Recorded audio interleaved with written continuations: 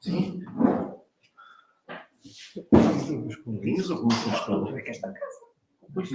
Estão o Gonçalo Marcelo. Ali. Falamos em japonês? Em português ou em inglês? Alemão? Inglês deveria ser a língua de trabalho se possível, mas... Deixa-me só perguntar ao João. A filmagem e a projeção... Estamos live. Estamos live. Yeah. Já está a ser gravado. Okay, good afternoon to everyone. First, we have some words of our scientific director of our Center for Classical and Humanistic Studies, Professor Carmen Soares. Please. It's a pleasure and an honor to welcome you to our faculty, but mainly in my intervention to our Research Center for Classical and Humanistic Studies. This is a day of joy because we are hosting a very stimulating conference promoted by the research group of Rationality and Hermeneutics in the Center for Classical and Humanistic Studies. And some of the participants are coming a second time, what is good for us and for everybody, but others, it's the first time. So I would like to say a special thanks for the presence and the collaboration that we hope in the future comes stronger with the Kyoto University. And I will thank to Professor Yasuo Deguchi, sorry for the pronunciation. Also to Professor Maiko Tsuji, thank you very much. And a special thanks to this time, not only professor in the University of Bonn, but also a professor. He has a scholarship, professorship mainly at Gulbenkian, and as you know, here in the center we also have several ones. So it's very we are very delighted because it can join all we have in Portugal. So we don't compete, we share the most recognized scholars in the area, like Professor Marcus Gabriel. So thank you very much. And also a special thanks to Professor Kurt Mertel. He's coming back, so it's a good thing, from the American University of Sharjah. Of course, it's very important that we have the participation here of other colleagues from the University of Porto, Professor Mattia Riccardi, and our colleagues from our Faculty of Arts and Humanities. We'll have the opportunity to listen to Professor Gonçalo Marcelo, and it is an opportunity for us today to see what we promote in the Research Center of Classics and the Humanities. We don't confine to the classics. We share our interests and we collaborate and we produce knowledge together with colleagues from philosophy and also colleagues from ancient music in particular. I wish you all a wonderful journey of debate, discussion, and hope in the future you want to come back again. This door is always open to all of you, researchers, scholars, and students. It's very beautiful to have here our students, our PhD researchers, and our technician staff. Thank you very much to you all.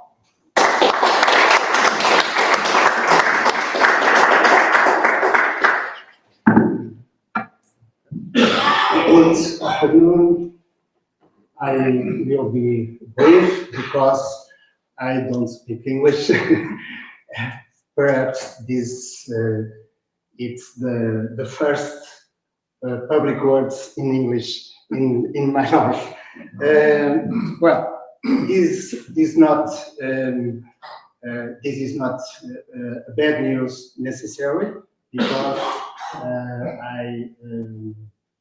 I'm not going to bore you with a long speech. In few words, welcome to university, welcome to faculty, and welcome to Department of Philosophy, Communication and Information. Especially welcome to the professors and researchers of University of Kyoto, American University of Sharjah, and University of Bonn, and University of Porto.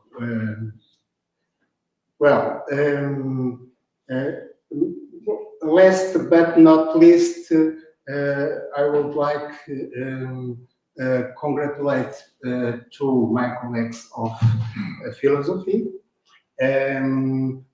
for this initiative and this partnership. For all, best wishes and good work for all. Thank you.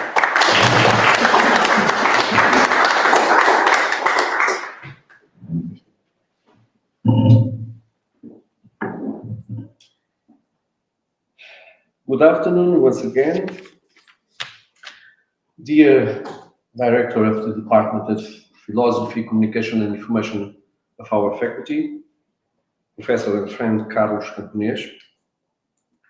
Dear Scientific Director of our Center for Classical and Humanistic Studies, dear colleague and friend Carmen Soares. Dear Director of the Faculty of Philosophy of Kyoto University, dear organizers, dear professors and researchers, dear participants, dear students, ladies and gentlemen. As Dean of the Faculty of Arts and Humanities of the University of Coimbra, it is with great pleasure that I greet you and welcome you. It is an honor to have you here with us. At the opening of this international meeting about social hermeneutics and social ontology, I would like to say to you that we are very pleased with the fact that this event is taking place here in our faculty. I therefore wish to thank to the organizers, namely Professor Gonçalo, Marcelo, and all the staff, for bringing this so important meeting in which research, knowledge, and critical thinking have center stage. But today is very special. Today is marked by another joint initiative with Kyoto University, with whom we share very important ties of proximity and cooperation. Last July, we visited your university and were once again very warmly welcomed. We also currently have students from Kyoto now studying Portuguese at our faculty. It is therefore with great pleasure that we welcome you to our faculty. Of course, also the same for the University of Sharjah, and also for the University of Bonn and the other faculties. But you really said Kyoto for us is very, very important. So you are very welcome, and we thank you for participating in this event. The Faculty of Arts and Humanities of the University of Coimbra is increasingly open to internationalization and innovation, and as you know, that is the path that we all want to continue to walk. So I renew my compliments. Have an excellent journey. Thank you very much. Muito obrigado.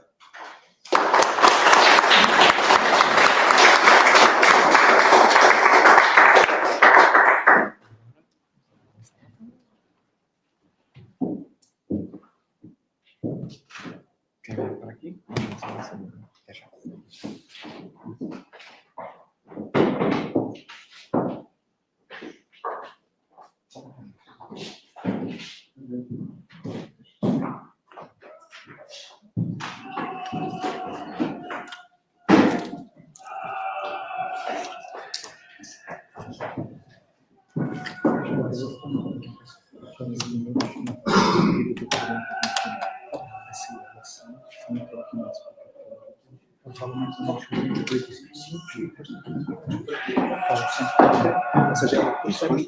No, this one.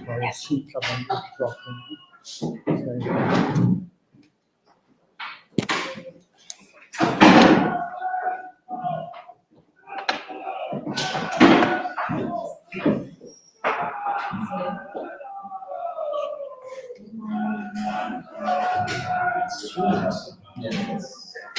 We have the soundtrack of a hacker taking place. That's a different set of values. Oh, what do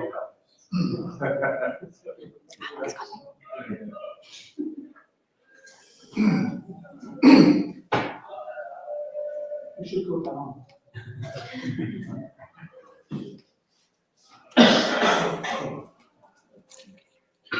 Se quiser começar a apresentar. So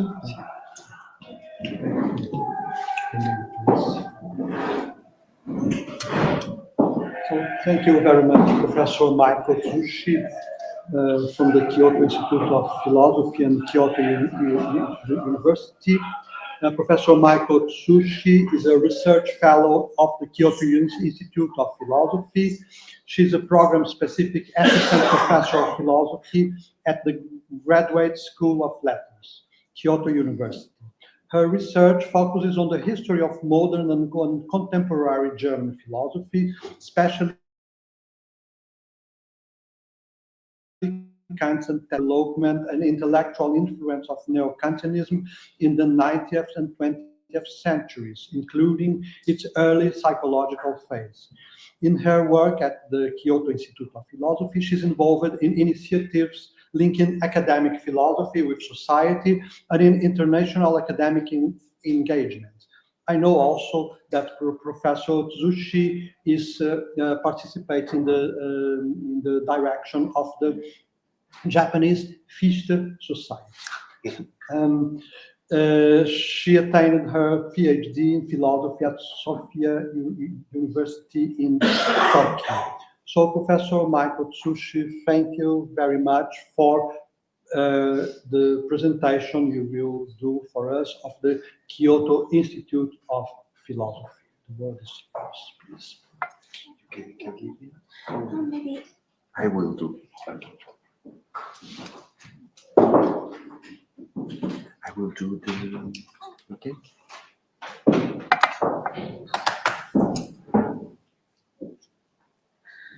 Hello, everybody. Thank you very much for having me here in Coimbra. I'm very honored to be here because I was educated in, as you mentioned, in the Sophia University in Tokyo, Japan. As you might know or not, the Sophia University in Tokyo is run by the Jesuits. So it was my dream to come to the University of Coimbra. Thank you so much. And then last but not least, I'd like to thank Gonçalo for all the arrangement and organization. Thank you so much. And let me start.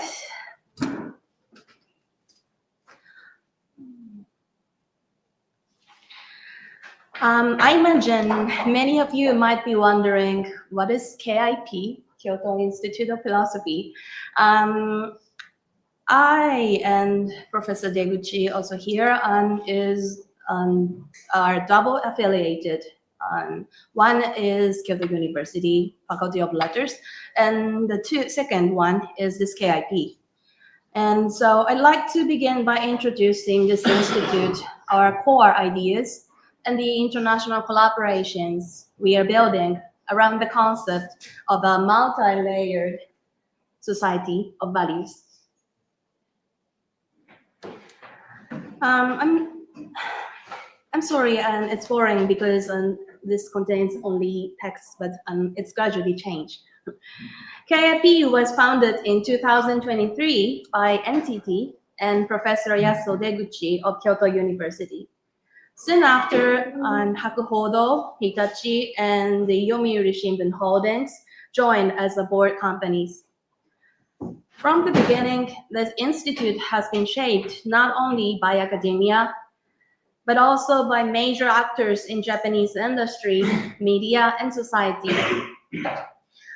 We are also joined by Professor Max Gabriel, who is also here, and from the University of Bonn, who serves as our senior global advisor. His involvement strengthens KIP's intellectual connection to global philosophical communities. KIP functions as a platform where philosophy collaborates directly with industry, policy, science, and the arts. Based in Kyoto, a city with a rich philosophical heritage, we address contemporary social and technological challenges from the standpoint of bodies, rather than from technology alone.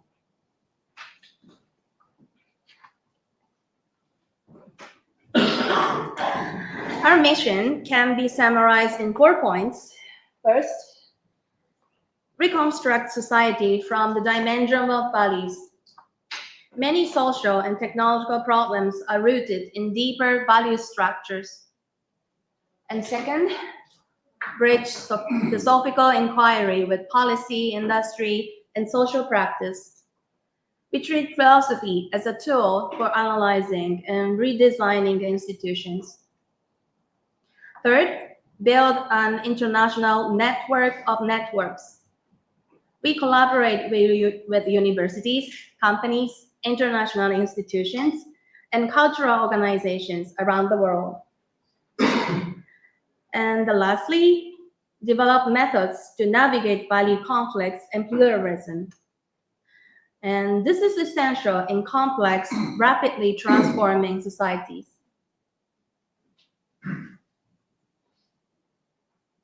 I'm sorry, the slide was late.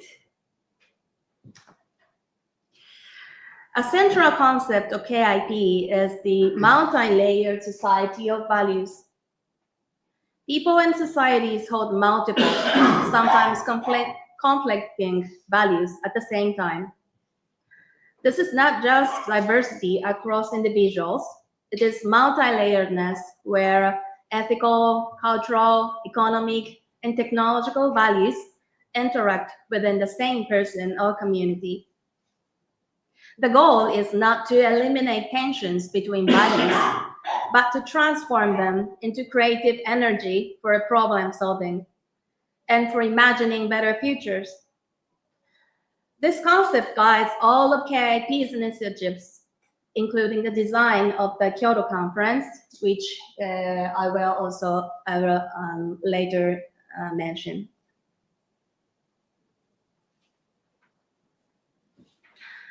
To work analytically with the multi-layered values, we use this ABC model.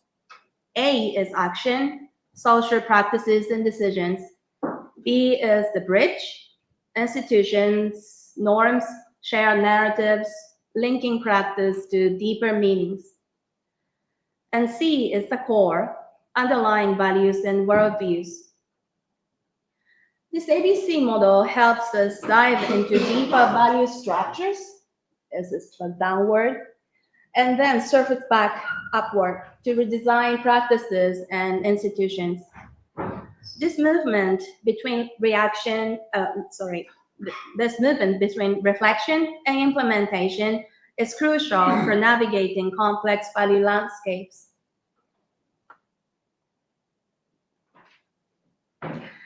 KIP is also developing global partnerships. One important partner is GESTA, the Geneva Science and Diplomacy Anticipator in Switzerland. GESTA brings together scientists, diplomats, policymakers, and other actors to anticipate the impact of emerging science. and explore how anticipatory knowledge can shape global action. During the inaugural Kyoto conference in September 2025, just 2 months ago, KIP and JESTA signed an MOU and agreed to strengthen their collaboration. This marked a major step in linking anticipatory science diplomacy with value-based philosophical inquiry of KIP. And we also signed a comprehensive partnership agreement with Kyoto University. KIP is totally independent from the Kyoto University. Through this agreement, we aim to co-design international activities together. For example, joint seminars, workshops, programs for early career researchers. Through these only examples. KIP has also begun holding events abroad. For instance, this is just instances from this year to 2025. In New Delhi, we held a networking event with researchers in philosophy, linguistics, and political sciences to introduce KIP and explore collaborations. And then in Bengaluru, in partnership with the University of Bonn Center for Science and Thought, we organized a workshop on AI ethics and transcultural innovation. In May, at the University of Oxford, we co-sponsored a symposium at the Saïd Business School on AI, authenticity, and the self, bringing philosophers and legal scholars together. Through these activities, KIP is gradually forming a transnational ecosystem centered on philosophical reflection about values.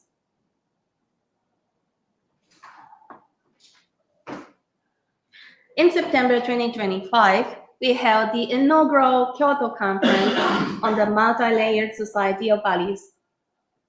The goal was to revisit the structure of values in a world experiencing fragmentation and rapid transformation, and to build a shared platform for multi-sector dialogue.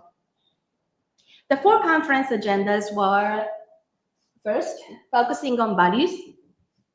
Second, linking deep inquiry and action. Third, humanities as tools for social design. And fourth, building value co-creation networks. We welcomed participants from more than 20 countries, representing a wide range of disciplines and professionals. There were also contributions from religious sectors, including Buddhist leaders and Vatican-affiliated members, adding distinctive perspectives to the value discussion. The conference marked a significant first step toward an international movement originating from Kyoto.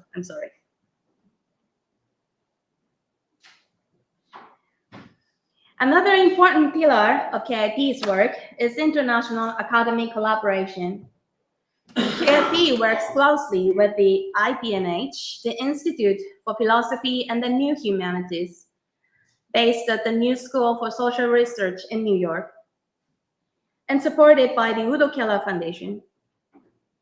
IPNH brings together early career researchers from senior scholars from the New School, the University of Bonn, and Kyoto University and other institutions to rethink philosophy and the humanities through sustained interdisciplinary dialogue. Professor Deguchi recently became one of its co-directors, along with Professor Max Gabriel, Professor Paul Cotman, and Seth Adams from the New School. IPNH is expanding its activities to include sessions in both New York City and Kyoto. This year, a seminar was held in Kyoto as a test run during the same period as the inaugural Kyoto conference. And we also collaborate with world-leading thinkers, philosophers, including Professor L.A. Paul of Yale University, who is very famous for her notion of transformative experience. She is currently staying in Kyoto, giving lectures, conducting workshops, and joining KIP-related events. Through these collaborations, Kyoto is becoming an important international hub for research on values.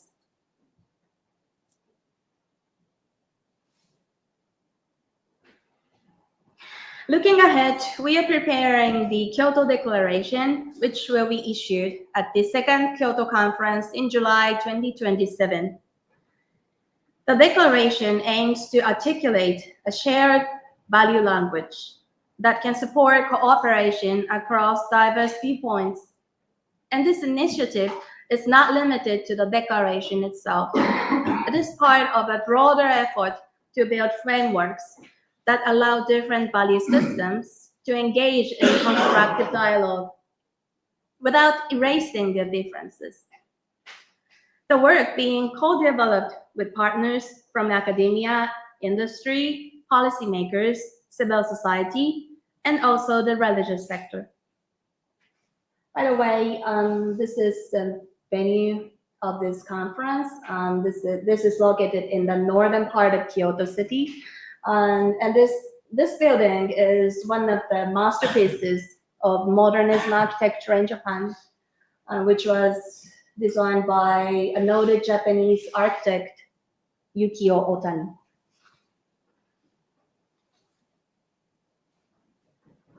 Finally, since we are gathered here in the university setting, I want to emphasize KIP's desire for continued academic dialogue. We hope to develop long-term collaborations with universities and research institutions, whether through co-organized events, shared educational programs, or research on values, society, and emerging technologies. If today's presentation resonates with your own interests, I would be very happy to continue the conversation and explore ways we might work together in the future. Thank you very much for your attention.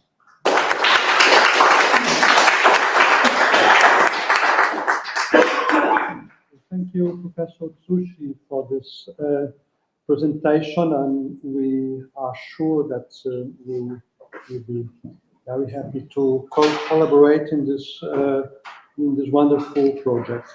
I call then Professor Maiko, Professor Yasuo Deguchi for the main lecture.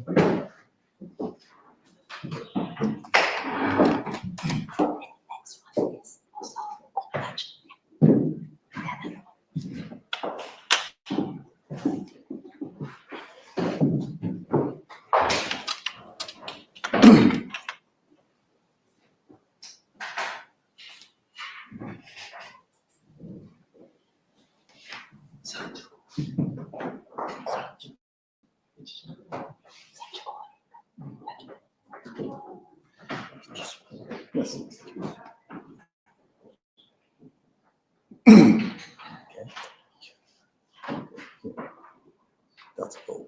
Okay. Start. Okay, thanks. And first, let me say again, and all of them who make this wonderful event possible actual. And I'm very happy and honored to visit this one of the oldest university in the world and give my talk on my own philosophical idea, return to you. And return of values, anyway. So let me skip many slides. Okay, so first, what is return? Return is a philosophical system or thesis that claims that subject to a unit of very important thing.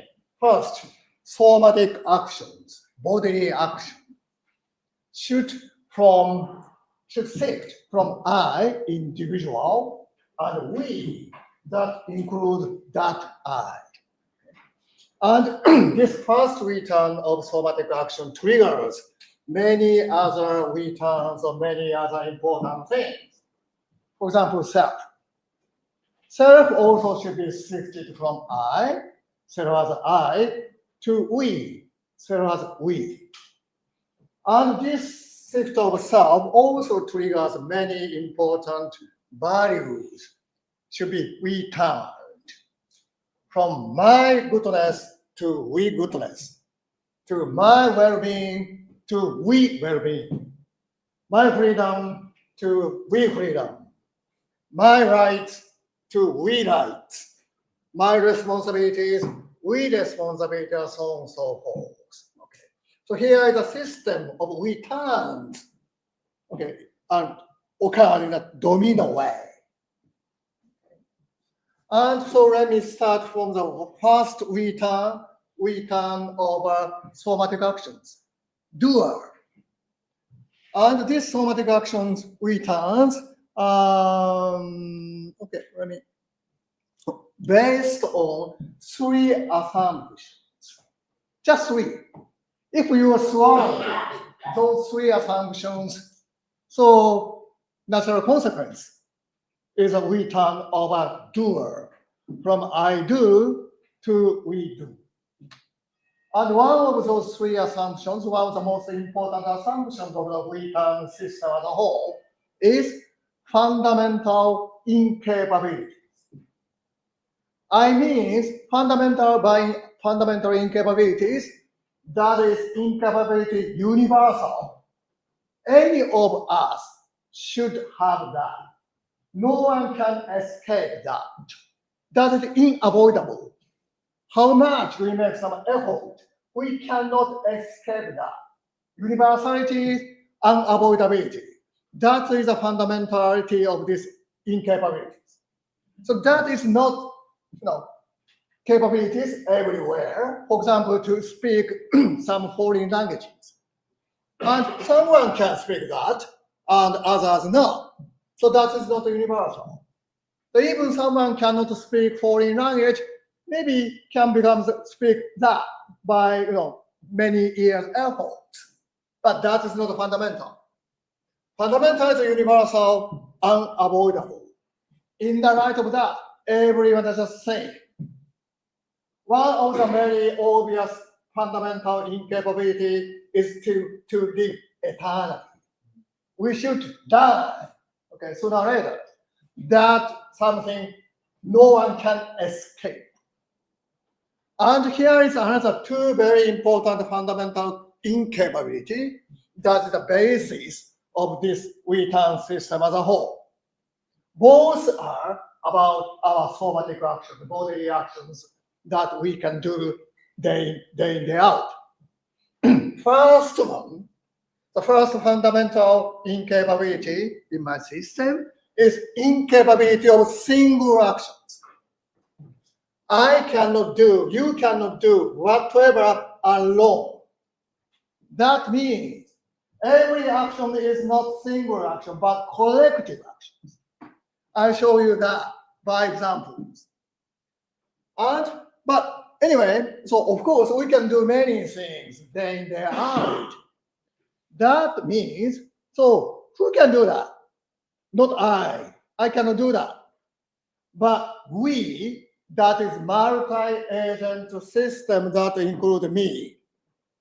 And so there are always many other members of we who support, help that actions. That's the essential.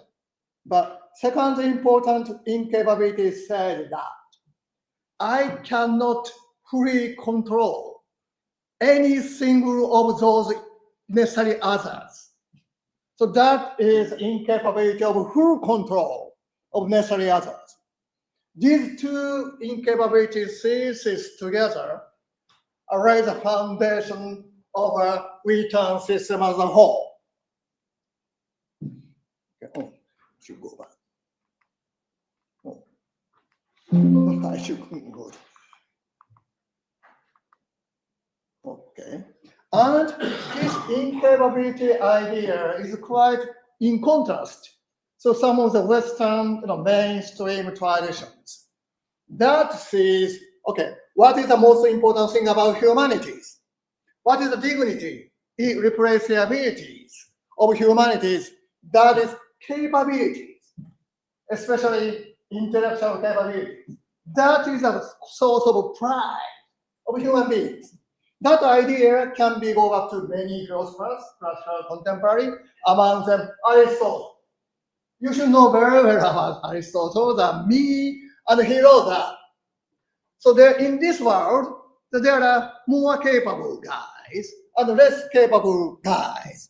And it's quite legitimate, natural, and beneficial for the both sides. The capable can govern less capable. Less capable should serve as a slave or tool to the more capable. And Aristotle said that human is more capable than animal, so it's quite a natural legitimate. Animals should serve unilaterally one way to human values and interests. That's fine. And Aristotle went to say that, more than that, even among humans, there are distinctions between more capable guys and less capable guys. And he called that less capable guys as a natural threat. And claimed that it's quite good, legitimate, and beneficial for the both sides. Natural threat should serve for the interest values of more capable guys. That is, free citizens in Athens, for example. So here is a hierarchies, I said Aristotelian hierarchies, among or between more capable, less capable, and more capable should naturally govern less capable. Kant says something against this Aristotelian hierarchy. He said, every human being is basically intellectually same. Of course, we can see some difference in performance of intellectualities. But Kant said that is not due to our human intellectuality. Something else. Our skill, how to use intellectuality, that may be different among people.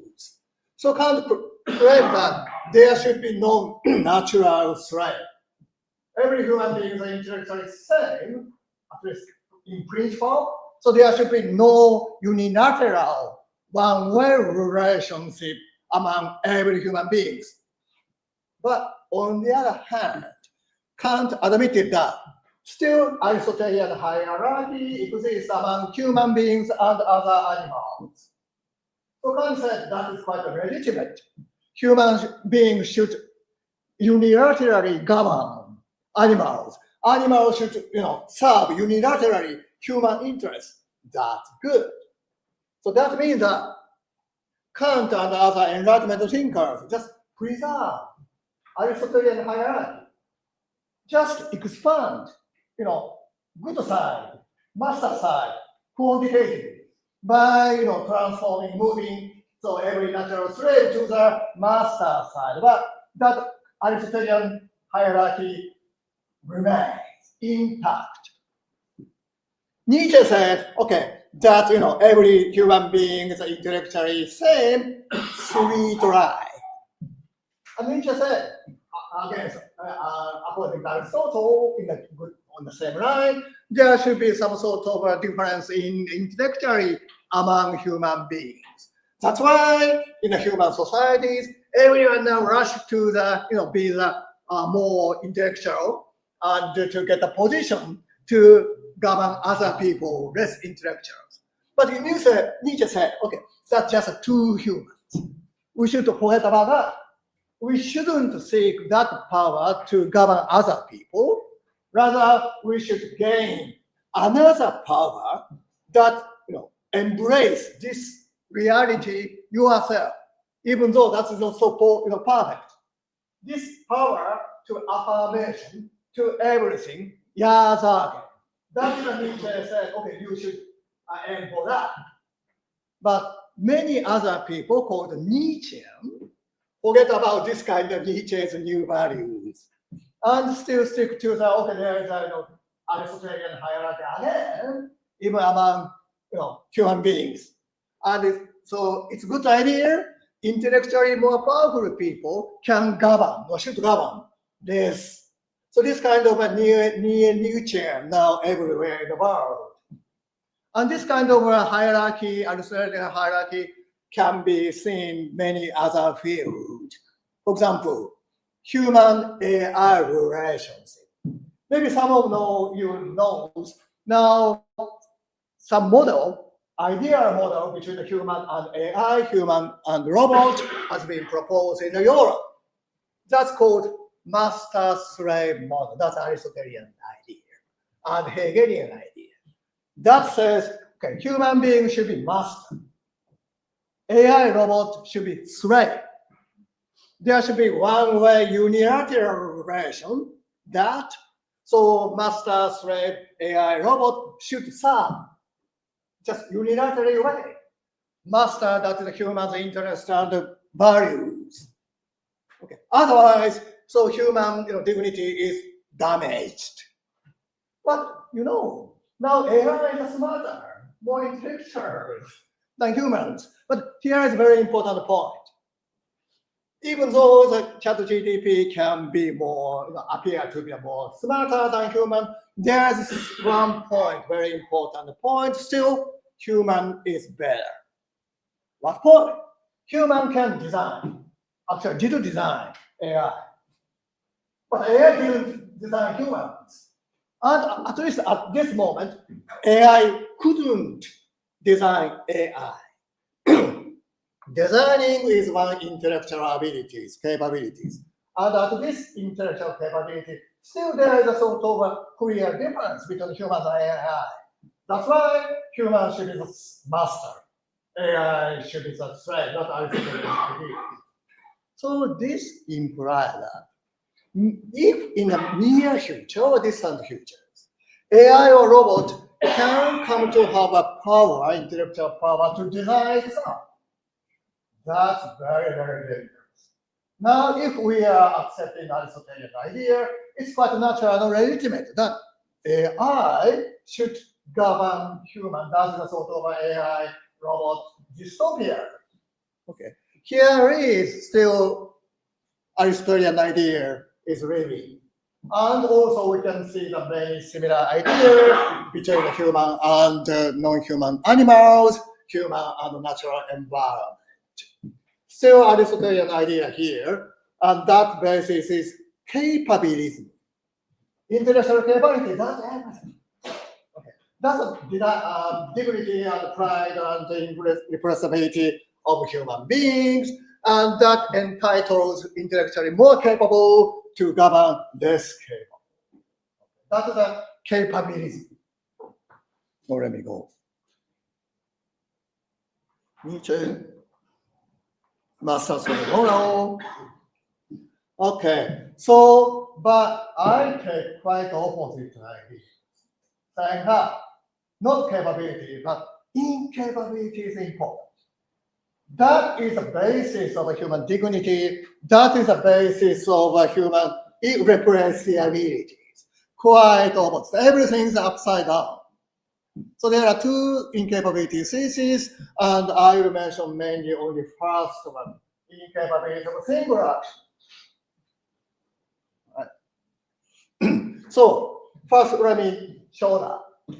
So for me, the incapability of single action is so fundamental. So anyone cannot prove that from the more fundamental place. What I can do is just to show, demonstrate that. What zeigen that in the Wittgensteinian term. So my favorite example is a riding a bicycle. So Kyoto is very flat, not Coimbra. So many people, students, even professor like me, is riding a bicycle every day to go to the universities. Imagine that. So riding a bicycle appears to be a paradigm example of single actions. I only on the bicycle, but that's also very clear. Okay, I'm very important rider to ride a bicycle, handling or pedaling in a proper way to make riding bicycle performance well. But that is also obvious. That's not enough. For example, my bicycle should function well. Otherwise, I cannot ride a bicycle successfully. That's not enough. We need some sort of a traffic signal system or road. That kind of infrastructure is essential. Otherwise, I can't ride a bicycle at all. So to ride a bicycle, we need someone who invented bicycles some years ago, and we need some of the big industries. Many people working for that. That's essential. Without them, no riding bicycle. So many people is essential, necessary others for me. But that is not enough. We need a good oxygen level. So we need a very good Amazon forest or some plant who produce oxygen. That is essential. But that is not enough. We need a proper atmospheric pressure, gravity field. So Earth or its neighborhood electrical system is essential. Okay. So I cannot do riding bicycle alone. I as essential. Without I, no riding bicycle, that's of course, but that is not enough. So there are in this world, in the vicinity of my riding bicycle phenomena, there should be many, many, many agents that are essential. I don't know, no one knows how many, but there should be many, many diverse, human, non-human animals, non-life, natural phenomena, artifacts. Now put those all of necessary agents into one single system. That I call multi-agent system. Right. And think that how we can call that this system. This should always include I. But this is not single thing. It has a plural sign. Also, as a system, it's unitary. That is we, not I. That is we, not you or they. So this multi-agent system should be called we. Okay? And this is, let me again, and system of all necessary agents. Then second phrase, who is a subject of doer? Subject of, in this case, riding bicycle. Necessary agent, that's necessary, but that's too small. Because we need many other necessary agents to carry out somatic actions. Mere sufficient agent, that's too much. That includes unnecessary guys. Okay, that's too much to be the subject. Who is the subject of somatic actions? Single answer is necessary and sufficient agent. Who is the necessary and sufficient agent for this, riding bicycle? Simple answer is this multi-agent system. That is a system of all necessary agents. That is a necessary and sufficient. So if necessary sufficient agent, only that agent should be entitled as a subject. Simple answer. Okay, who is doing the riding bicycle? Not me. I'm very essential part of that, but reality, that is a we, multi-agent system.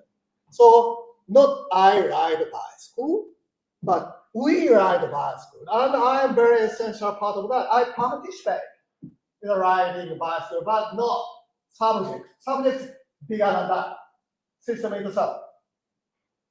And final assumption, third assumption that system, what is a system? Oh, that is about ontology. So there are many different answers for that. One typical answer is system is abstract entity. Another answer, system is meteorological whole, totalities. And there are many different answers about ontological status of that. Some say, okay, abstract entity doesn't exist. Some says, okay, some abstract entity does exist. So opinions varies among metaphysicians. But anyway, important thing is that system itself doesn't have a mind at all. System itself doesn't have a consciousness at all. So if this system, this guy is a doer or subject of somatic actions, this doer should not have a mind or awareness of it doing something. So it is outside of a realm of consciousness. And third important assumption that, so subject of somatic actions or somatic body behaviors can be outside the realm of consciousness.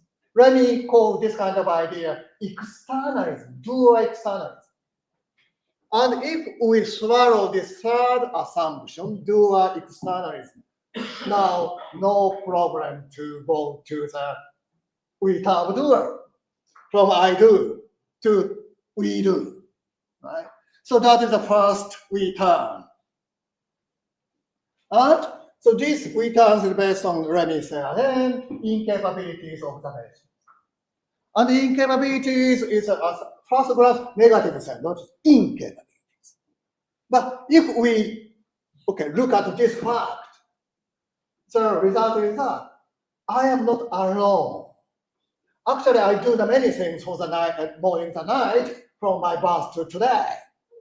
Every single action should be done by not me, but we, me and other all members of many members of we.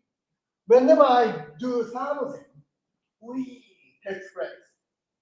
That we and many other members afford help me to do something. So there is no naked I without me. Whenever I there and some doing something, always we. And for this we, I is essential. Without I, no we. So system shouldn't be called we, but you or they or something else. So that's called here the mutual, constitutive mutual necessary relations. I am irreplaceable for we. And as far as I live and doing something, every time we. And those we's, I is essential, indispensable. So that is the source of human dignities. And this dignities lies on not capabilities, but my incapability. I have dignity. I am irreplaceable. Not because I'm doing something, I can be doing something, I am capable, but just opposite to that, incapable. So this incapabilities makes our eye open to the existence of we and the importance of incapability. That's quite anti-Aristotelian debate. Right.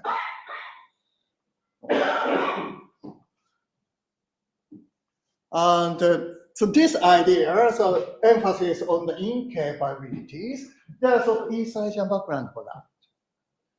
It's sources, as I said, Taoism, according to that.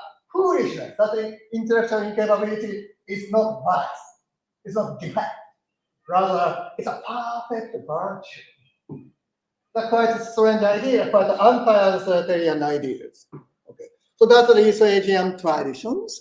I try to capture that in my own way. Okay. Then, second we turn. Self. What is the self? That's a big philosophical question, and many people, East and West, contemporary, classical, try to answer to that. And here's one, standard answer to that. That's very standard in, say, cognitive science and many, other disciplines. According to which self is doer, self is the subject of somatic action. Okay, self is someone, something that doing that. Then we have already first, we turn over to doer from I do to we do. So natural consequence is a doer. Second, we turn over self. From self has I to self has we. But that doesn't mean that I doesn't exist. I cease to exist. I is essential, always there as a member of self. I is no longer self, but essential, indispensable member of self. That's the self as we's ideas. And these two, we turns triggers, as I said, many other we turns of values. And so first, let me mention, maybe this is the last part, we turn over moral value, goodness. So what is a goodness? What is a good? What is a bad in the world? Aristotle said that's a character. of a past. The Kant said that's will, okay, volitions. But we can say that is a somatic actions. So every good, every bad in the world can be reduced to bad action, good action. But now all action is collective. So badness and goodness should be reduced to collective action or its subject, we. So in this world, good we and bad we, just as a good eye, bad eye. But that is the source of goodness or badness in this whole world. But so we should have now moral obligation to make itself good, better, best. But that doesn't mean, okay, I can be free from moral obligation. I can do anything. No. I and all other members of we should also have moral obligation to make we that belong good, better, best. So now moral obligation, okay, now doubled. We has a moral obligation. I and other members of we also has a moral obligations. Every members of we moral obligations. But reminder, and in the case of our bicycle riding, with members, of course, including I, other human beings, but many other things. Bicycles, even stone. So bicycles, stones, moral agent, that sounds strange, at least at first glance. But we can say yes. But we need some sort of idea behind that. So let me distinguish two important moral agency.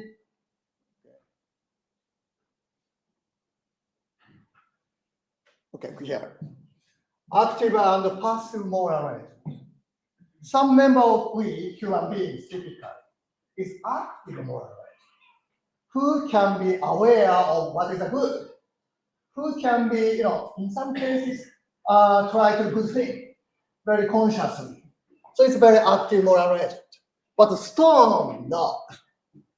Okay. But stone, I have a sort of active moral obligation. We should do something. We should do that make we good, better, best. But stone has a different kind of moral obligations. That is a passive. What's that?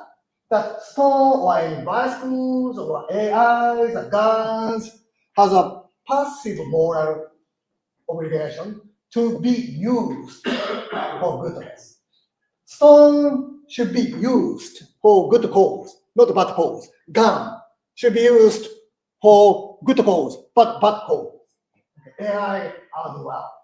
They have made a passive moral obligations. And human has an active moral obligation. Say. But here's another very important distinction. Stone always totally need help from humans to be used good cause.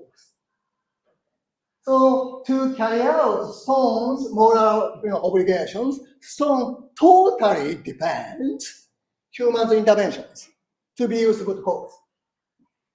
So here is a totally dependent moral agent. But if human beings, use stone good ways, so stone can be carried out. It's a passive moral agent. So stone can be called agent, passive, and totally dependent agent, not simply patient. But same thing can be applied to the human beings. Impossibility, incapability of single action also should be applied here. Any single human beings cannot do anything at all, cannot do the moral action alone. Whenever we try to do something, we need help, support from many other members of we. Human beings, cannot do alone good things. Of course, we can do something partial action for good actions, but not total. Here is another dependency. Okay, but here the dependency is not total dependency, partial dependency. That is a very big, difference between human and stone. But this dependency is not 0-1. It's a matter of belief. And here's another very basic assumption of returns of goodness. That is, who is a moral patient?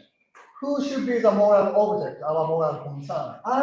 To whom I should make some sort of moral idea, moral attitude? Answer, moral agent. All moral agents should be treated morally. All moral agents should be moral patient. Now, moral agents is totalized, even include stone. That means even including stone, bicycle, AI should be the patient. Moral patient should be the object of our active, partial dependent moral agency is moral attitude. So that is a basic moral egalitarianism we can claims. All members of we, even strong, should be at least minimum object of a minimum moral concerns. Of course, non-human animals should be the object of moral concern.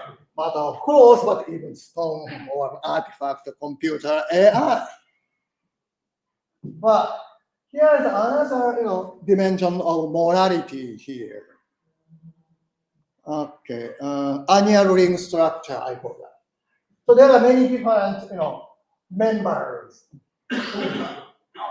And most core is human beings or maybe future AI who are active moral agents, who can be aware of goodness, who can have a sort of very positive moral obligations.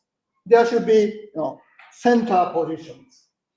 And their moral, we should make moral consideration to them most thick way. Heavily moral consideration we should pay to them. Outside, non-moral, say, animals who can have a pain. So that should be, good moral object of good moral considerations, but in a less, thin way than the humans. But still, some sort of a very substantial moral concern we should pay to them.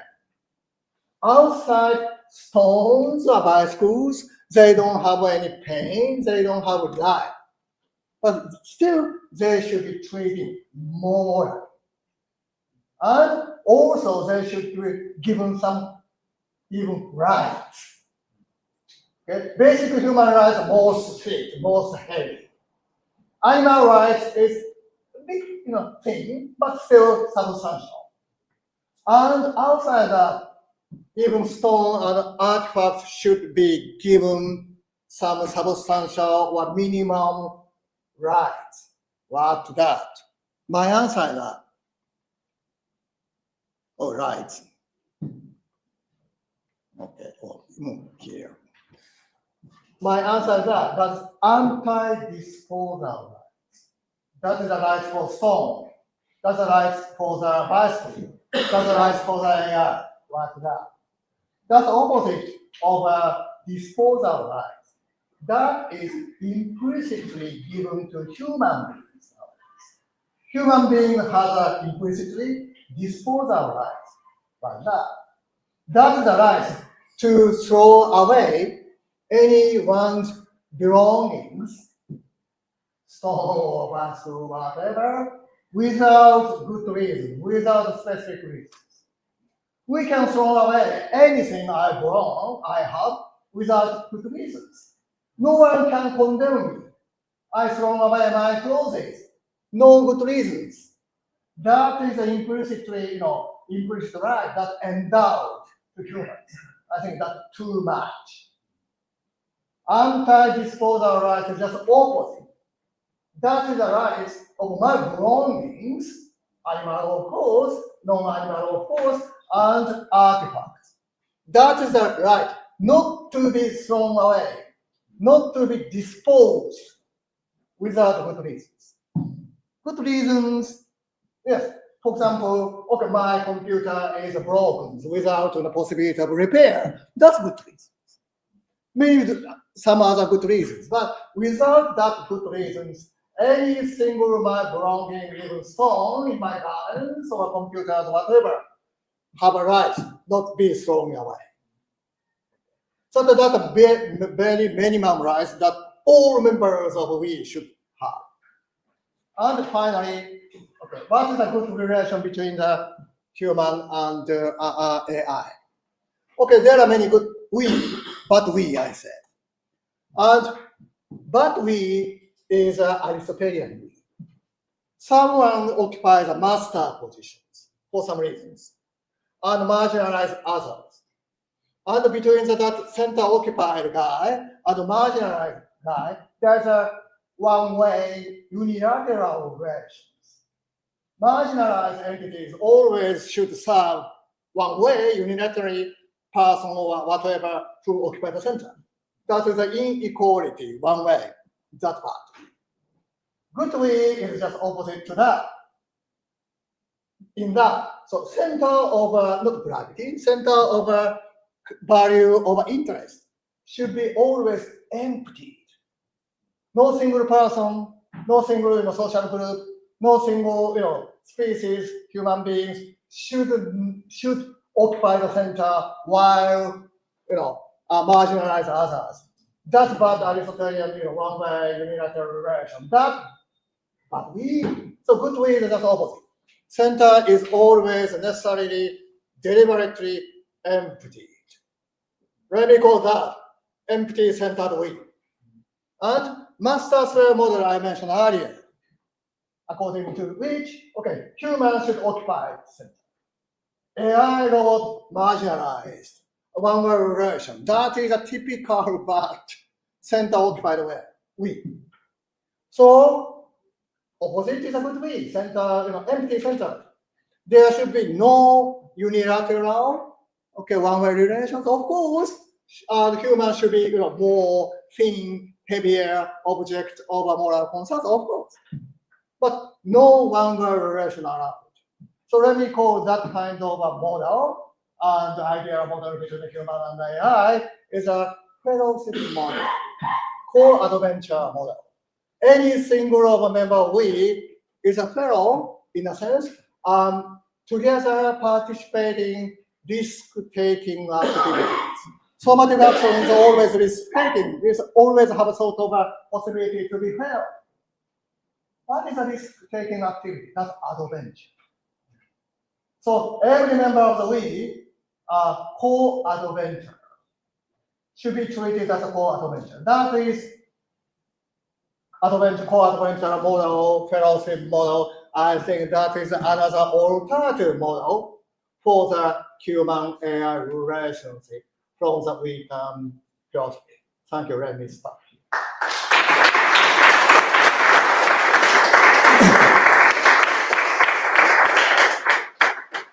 Thank you, Professor Deguchi, for this lecture. Now we have some time for discussions. Yeah, I guess you can hear me. We don't need a microphone, do we? Are you using a microphone? Perhaps for the people who are attending online. Okay. Thank you very much, Professor Yasuo Deguchi. Truly an honor. Just quick comment and quick question, if I may. The first thing, I was very intrigued by your take on the we turn.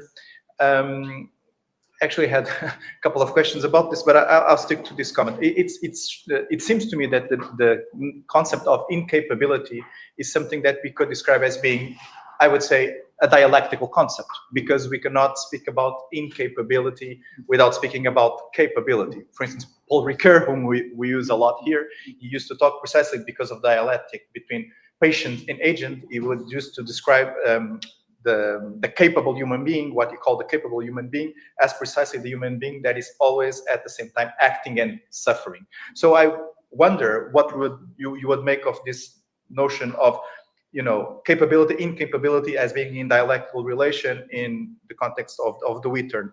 And then for the very quick question, I was also very intrigued by the way in which you described inanimate object as possibly being part of the we. If I understood you correctly, I mean, primarily AI would have like a passive moral obligation to be used for good. But, well, let's say, if we go beyond the master-slave relationship, and if AI has some sort of subjectivity, if it has some sort of agency, even if only by analogy, well, we do have these moral rights, eventually even direct moral rights towards AI. And I'm just concerning non-disposability. I was wondering what good reasons could we invoke in order to assess what we could do or could not do to artificial intelligence. I mean, for instance, in the event of hostile artificial general intelligence, AGI, that would threaten human beings, I mean, of course, there would be good reasons to try to dispose of it. At the same time, I don't know if, these sorts of rights would be like absolute moral rights. I mean, there should be some sort of contextual evaluation of what we should do at each moment. So I don't know what you make of this. Sorry. Okay, thank you. Good question. Okay, let me go directly to the question part. And first, what is a good thing, bad thing? And so one answer, at least one answer, is okay, good thing is to make we good. Bad thing, make we bad. So what is a typical example of a bad we? Center occupied. Okay. If one single state center is occupied by one single person, that's a dictator. Bad. If one center is occupied by one single social group, social discrimination, bad. And if center is occupied by only single species, but anthropocentric. And so let me call this kind of we is a totalitarian. Right? And if some AI or any other artifact is used to enhance this kind of a totalitarian totalitarian society, that bad use. So any AI or artifact shouldn't be used in that way. And if that some AI or some weapons or whatever is to use enhanced totalitarianism, that's one good reason to throw it away. Right. And it should be disused in some ways. And that's typical example, bad use. Right. And so AI's case. So if humans have a sort of dictatorship to AI, that bad we. That shouldn't be done. If instead AI plays sort of a masters, explicitly, implicitly, try to control human users, that another bad relations. That's bad. So if some AI is used in that way, that disused. So AI, human, either entities shouldn't occupy the master or unilateral relations. More conversational relations, that good. Whereas we have in a friendship, if one friend becomes behave like a master, friendship ends. If one family members or father, mother, whoever play that kind of a master to other members of threat, family ends. So we have many this kind of example already, and we can apply that to the human and AI relations. Another good examples of empathy-centered where's that? Ecosystem. If center of ecosystem occupied by only human beings, ecosystem collapse. Right? And as far as ecosystem there should be empathy-centeredness. So empathy-centered is not ideal, dream, talking, always there. And we can apply that kind of relationship to the AI-human relations. Models there. That should be based on that good model. More questions? I have a simple question. When I listened to your presentation, I was thinking about Jean-Paul Sartre and the transcendence of ego. And when you talk about the I and your approach to the I and we, it reminds me of when Sartre talks about the ego and that the ego is like an object or conscious. So I was thinking if you could talk about that, because it quite reminds me, it quite wipes me on, because I really was thinking about it. Like, isn't the I passing to the we just like a little movement from the ego, like transcendence of the ego? Isn't that quietly not the same, but very similar? Yeah, very similar, but not identical. And some people describe my we term as a sort of a continuation or 21st century version of a Kyoto school. And the Kyoto school has been heavily influenced by the Hegel. So there should be some sort of an indirect relationship between the we term and Hegel. But there are some, clear, obvious differences. In the one part of a phenomenology disguises this. Hegel says, in effect, I equal we equal self. Ich equal wir equal selbst. Three things are equalized. That's quite clear and similar to my we term's idea. But still there's a clear difference in we term. We equal self. Okay, here is a quite Hegelian idea. But not I is equal to we or equal to selbst. I is a member of we. I is a member of self. In the case of Hegel, I equal we equal self. In the we term, I is a member of we, and we is equal to self. Here's a clear difference. And about another thing that are similarities, Hegel's objective selbst. That is bigger than the usual individual self.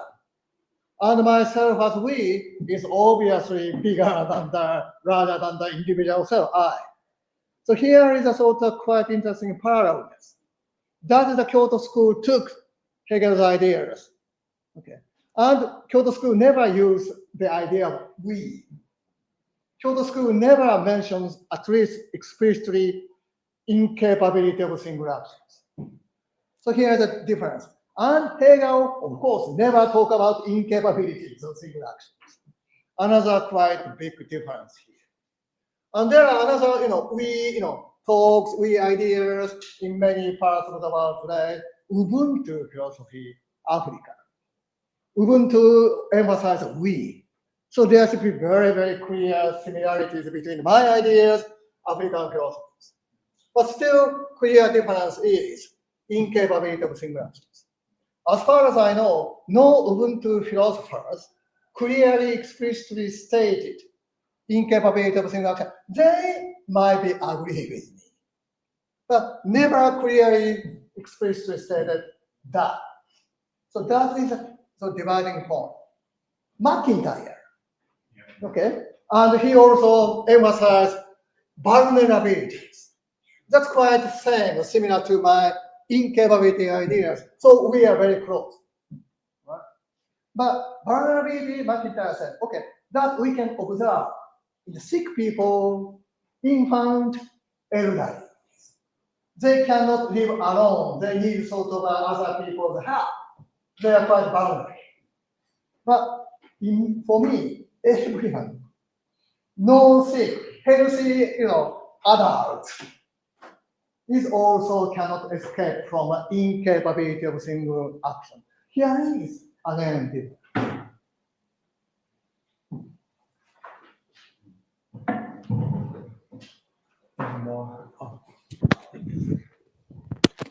Yeah. Okay. Thanks, Professor Deguchi, for your talk. I just had a question about the role of the fool in Taoism, and what role does it broader role, if any, does it play in the narrative and in the project? Because of course, at the beginning, the way you presented it is that the fool plays the role of a kind of corrective of the kind of intellectual hierarchy, right? Established by Aristotle, also Socrates, right? Of this kind of hierarchy of beings according to degrees of intellect, right? Where of course the fool is not seeking knowledge, the fool is renounced, it doesn't have access to knowledge, right? And therefore is not seeking power or any kind of position within a hierarchy, right? So I'm wondering whether this this figure of the fool plays any other role in your thought, in the sense that for me, of course, from my perspective, it seems like it could potentially provide a model of a kind of non-optimizable mode of ethical subjectivity in the age of, in an age of Gestalt technology, excuse me, as Gestalt, where we're obsessed with optimizing efficiency, right, knowledge acquisition, right, and so this could be at least gesturing towards one mode of subjectivity that can resist, let's say, the kind of technical age and situation in which we are in. And maybe we discuss at the lunch table. And this Taoistic idea is one of the inspirational sources of we can. But there's no direct relation of that. I try to to translate its spirit in the we can's terminology. So there should be some sort of at least indirect. But spirit's the same. Okay. And incapability of single action, that's very important. And the second incapability is that just briefly mentioned, incapability of full control of necessary others. Okay, that's more closely connected to the who spirit. Okay, I do many things, and I try to my best, and the good job, I try to do good job, something like that. But any single actions based on supported by the many necessary others. And I couldn't control any single of necessary others. That means if I can achieve something, this my achievement should have a sort of a dimension of good luck. I try to make my all effort to arrange so something needed to urgent, and maybe to some extent I can do that. I can make success, but I cannot do fully success. So some important aspect of my success is always necessarities based on a good luck. Something beyond my hand, something beyond my effort. That is the basic consequences of the second. And that brings us to the total humility. So the Taoistic idea is also that. I'm who. That's kind of a self-understanding. That person, total or humility. That's the Taoistic, virtue. And this social humility, total humility, can be translated in many different ways. Maybe a social system, economical system. Some, good fortune guys made some, very good money from investment to the premise in New York. I don't tell some name, but that kind of a success based on, to some extent at least, luck. Okay. Not everything can be ascribed to his effort, his brilliances, or his intellectuality, luck. So that should be some consequence to the distributions of profit.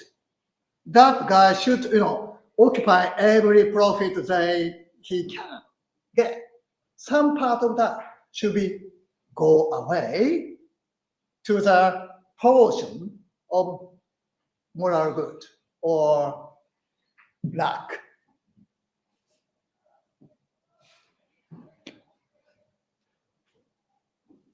Any more questions or commentaries?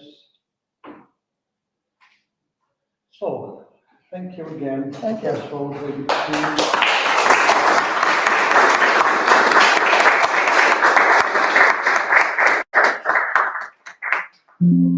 Now we have the Coffee break. Yeah. Just two very quick announcements. The coffee break is on the upper floor, the 5th floor, near the Center for Classical and Humanistic Studies. I mean, You are all invited to come if you want to. Also, for anyone who wants a certificate of participation, of attendance, you can just put your name here in your email, and we'll be issuing a certificate, okay? So I'll let this go around anyone who's interested. We'll resume at 4, okay? We're resuming at 4 p.m. Então, como é que estás com a minha apresentação? Tenho, Pode para pôr um você. bocadinho no pen. É,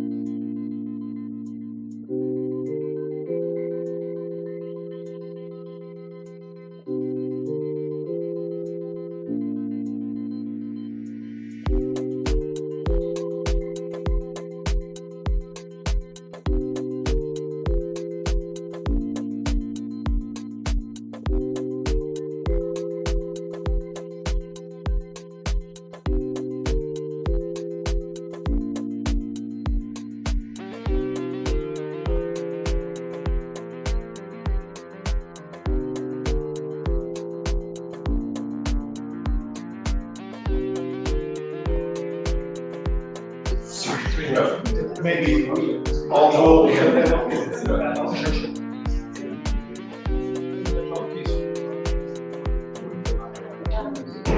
can have the main chair.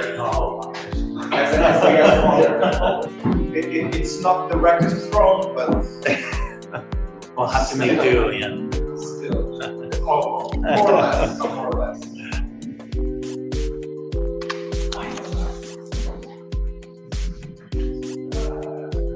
So just very quickly, what I propose to João is that, so each of us has more or less 20 minutes with a little tolerance, but we do the 3 presentations straight, okay? So we listen to Mattia, then you, Okay. then myself, and we leave all the discussion to the end, okay? In whatever time is left. Okay. Okay, sure. So that's perhaps the most reasonable way to, not to make sure that all 3 presentations are delivered, and then we have the discussion all together. Pode explicar isso? Só para ter as 3. Precisas de microfone, não? Acho que sim. So we'll start this new section. It's a panel with 3 invitees. Professor Mattia Riccardi, da Universidade de Porto, University of Porto, o Professor Mertel, American University of Sharjah, and Professor Gonçalo Marcelo of the University of Coimbra. We have 20 minutes for each one, and then in the end we'll make them some tough questions.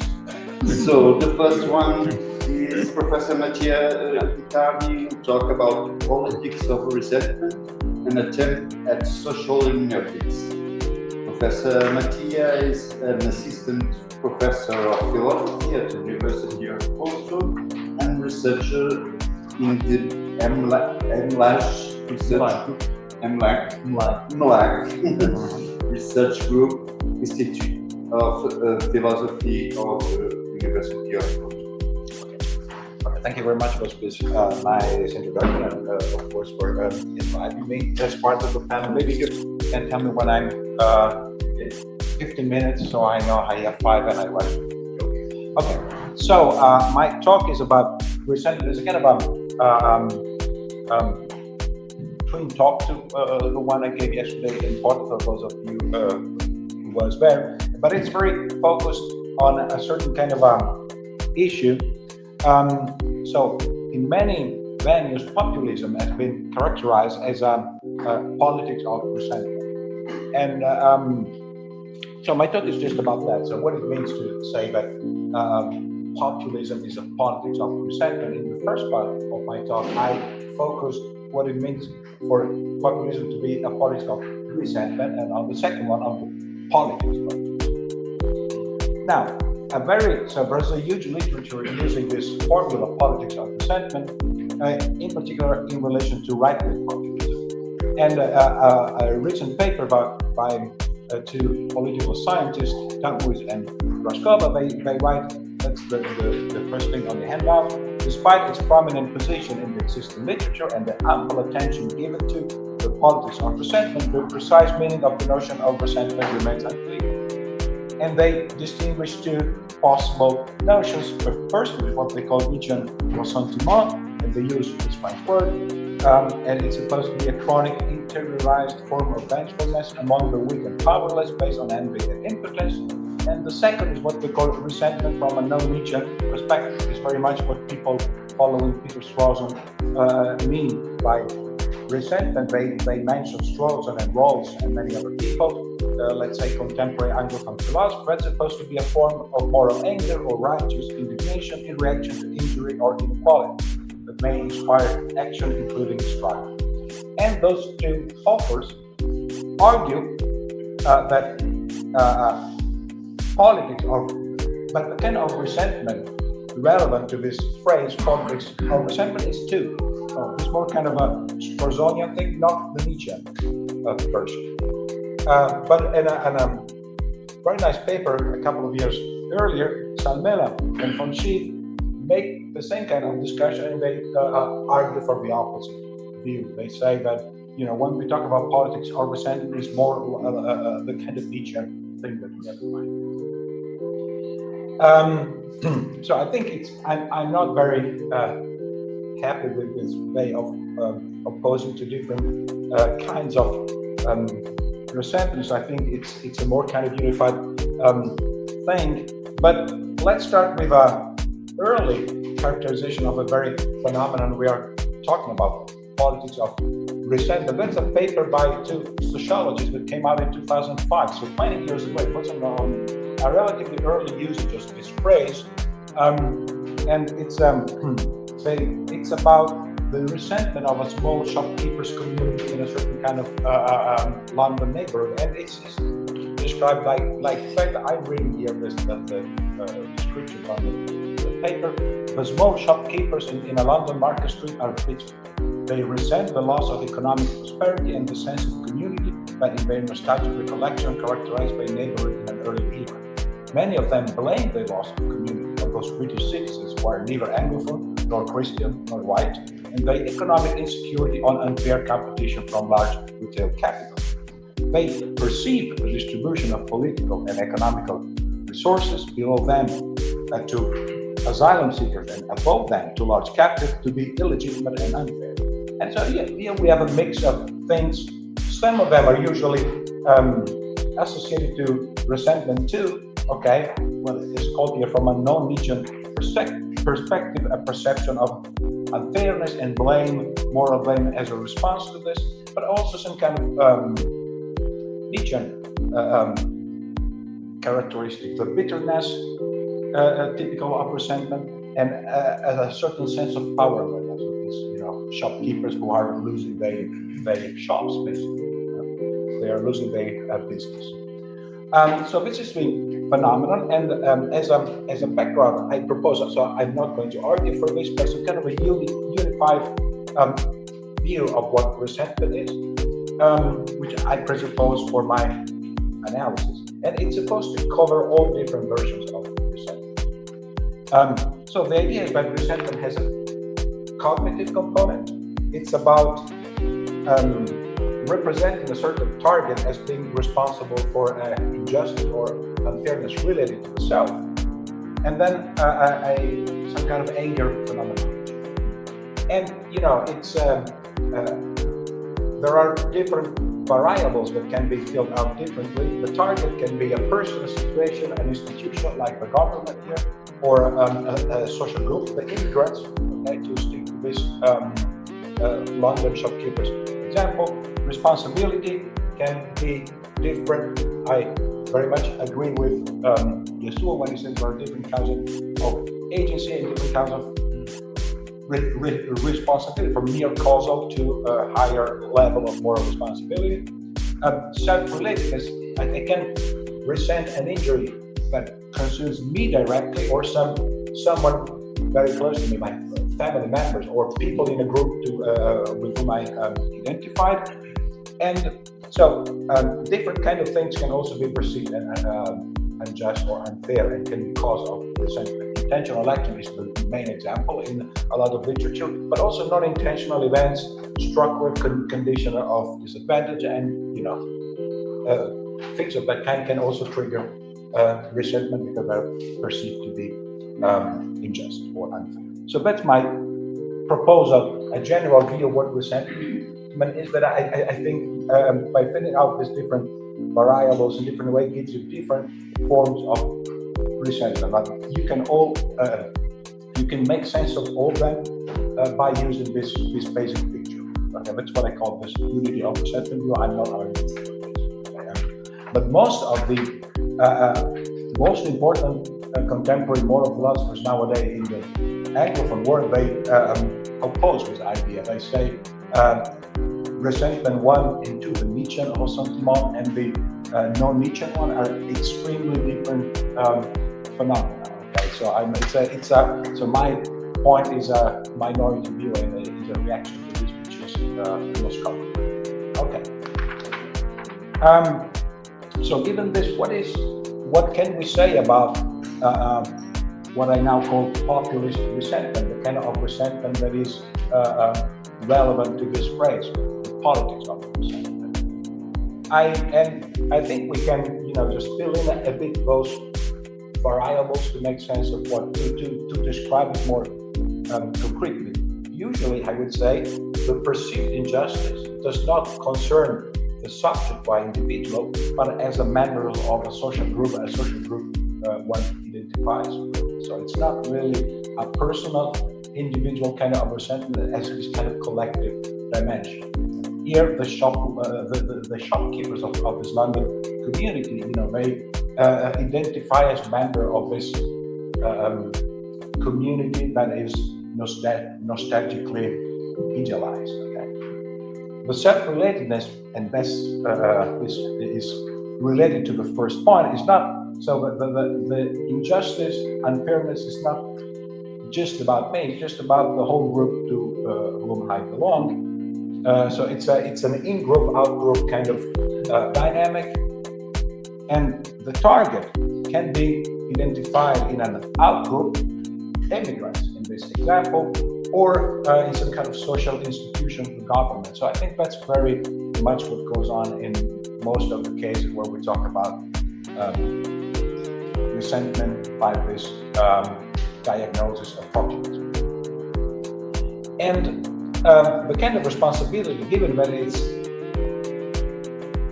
collective dynamics and its typical target, I think goes beyond individual moral responsibility. It's more like something social or hard to pin down in a new way. So it involves it's difficult and confused, and I think it's a mixed bag. On top of that, I think this kind of resentment that is usually associated with populism also has some kind of a Nietzschean trait. First of all, it's permanent, okay? And that's really what the description here brings about. So those shopkeepers, they live every day the kind of stagnation of their business, and they are really confronted with this feeling of resentment on a daily basis. They are resented. Okay? It's not episodic, it's a permanent experience. Okay? It gets really deep and permanent.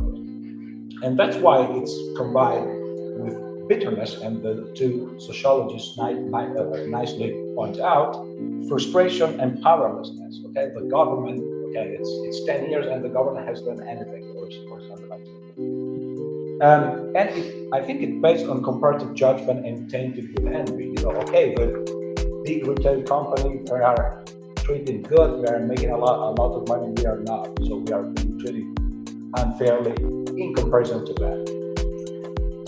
And so that's why it's often tainted also with envy as the more Nietzschean kind of resentment usually is. So I think this is more or less the characterization of the resentment relevant for this phrase, the politics of resentment, that I want to suggest. Okay, that is the emotion, the specific emotion that usually is produced in this kind of circumstances. Now, why is then populism a politics of resentment in this sense? That's a second part of my talk. So, and that's a second background that I bring in, and I'm not arguing for this, I'm just presenting it. It's an idea related to this unified view of resentment. But if we accept this unified view, we have certain criteria for resentment fitness. So when is resentment at least cognitively an appropriate response?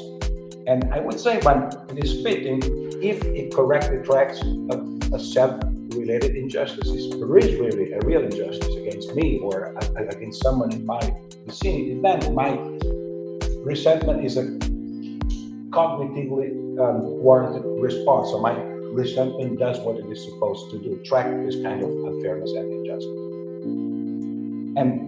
And that means that it tracks self-related injustice correctly only first if the relevant injustice that the subject seems to perceive is real. Okay, there is no illusion there. Okay, the Second, if the target of resentment is actually responsible for a real injustice and not something or someone else.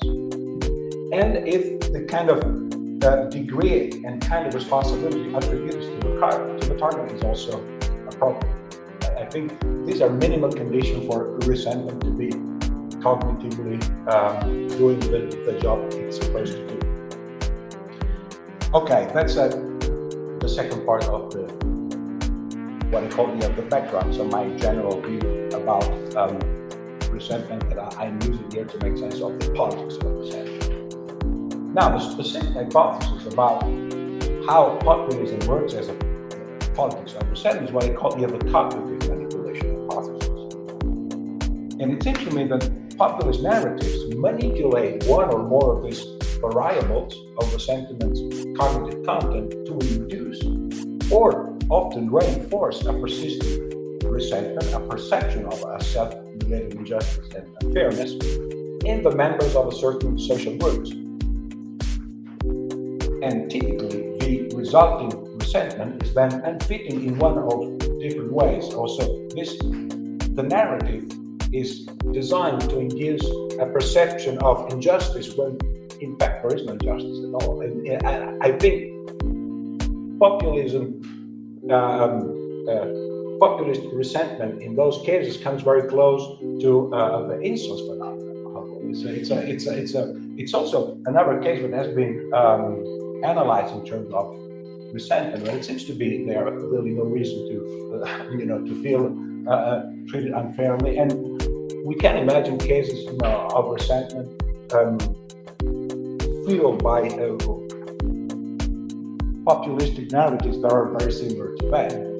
And other cases, I think more common, there is a certain kind of unfairness. Okay, the perception is not completely wrong or illusory, but the resented target is not responsible for it. So maybe, we just accuse those for how I feel bad. But they are, that's of course the immigrant's case, but it's normally there is no causal relation.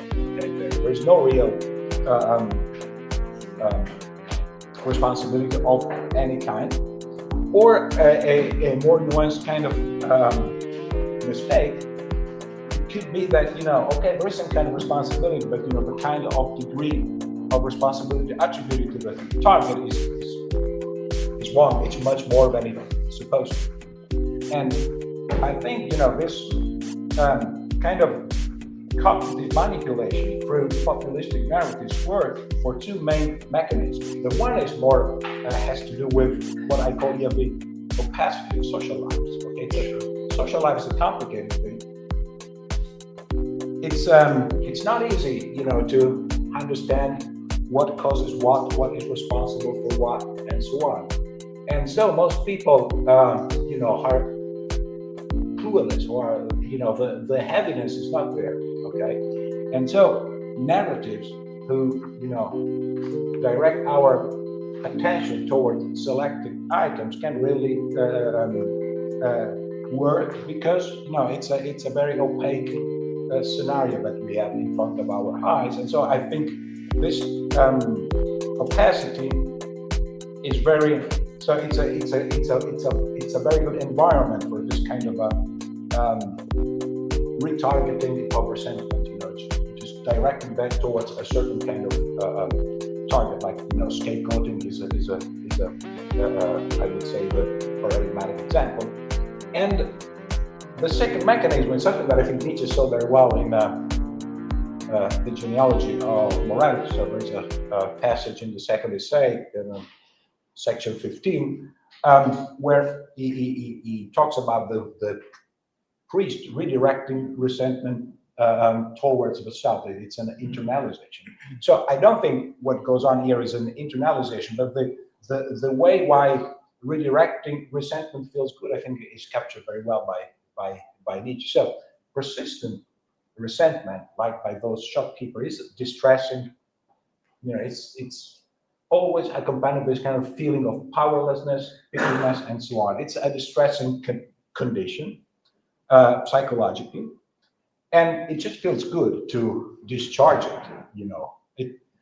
Resentment is is built into it, but we want to discharge it, but it's just some kind of retaliatory tendency built into resentment. And if we experience it constantly, it just feels good to discharge it, and it doesn't matter on whom we discharge it.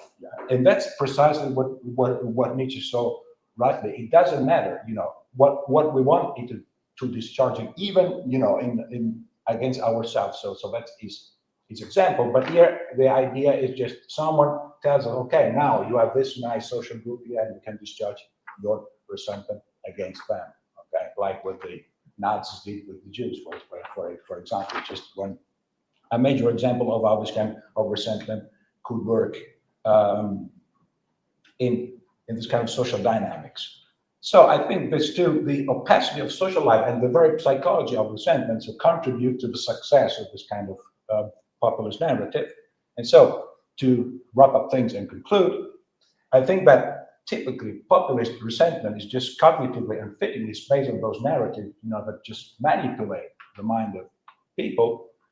And those narratives fuel it and redirect it usually towards specific targets, exploiting the causal opacity of social life and the very psychology of persistent resentment. It's a stressful, distressing condition, and so people are just happy if they can discharge it for a certain moment. There's kind of mob mentality that can be so easily fueled, unfortunately, as we are seeing these days, on different occasions. So that was my short contribution.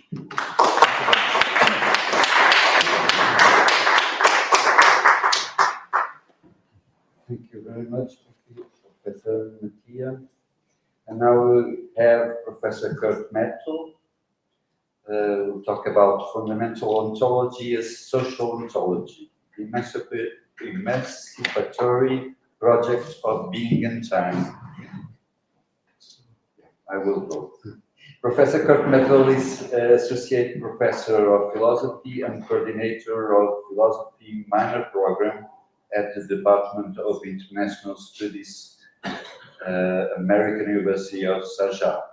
And he is also now currently visiting scholar at the Department of Philosophy at Columbia University in New York. Yes, so the floor is yours. I will put your PowerPoint. Sure, thank you. Actually, I'll stand, yeah. And then maybe move on a bit more. So if you want to, you have the pointer. All right. So thank you, first and foremost, to Gonçalo for the invitation to be back here. I was here almost exactly 1 year ago here for the conference on the future of the humanities. So it's good to be back among colleagues and familiar faces. And yeah, I'm very happy and grateful for the opportunity to talk a bit about my book project. So what I will do for today, I'm not going to present a formal paper as such. What I will do is I will talk a little bit about the background to this project, right? The background motivation, where it is and where it's going, right? And then maybe at the end, I will talk about a few formal features of how I read Heidegger as a social ontologist. But I think it's more useful for the sense of getting an overall understanding of the project, and also to understand the stakes involved in reading Heidegger as a social ontologist and reading Heidegger as an emancipatory thinker, because the stakes go beyond the narrow disciplinary boundaries of philosophy, one, and they go beyond the narrow Eurocentric understanding of philosophy, right? So, and I will talk about that.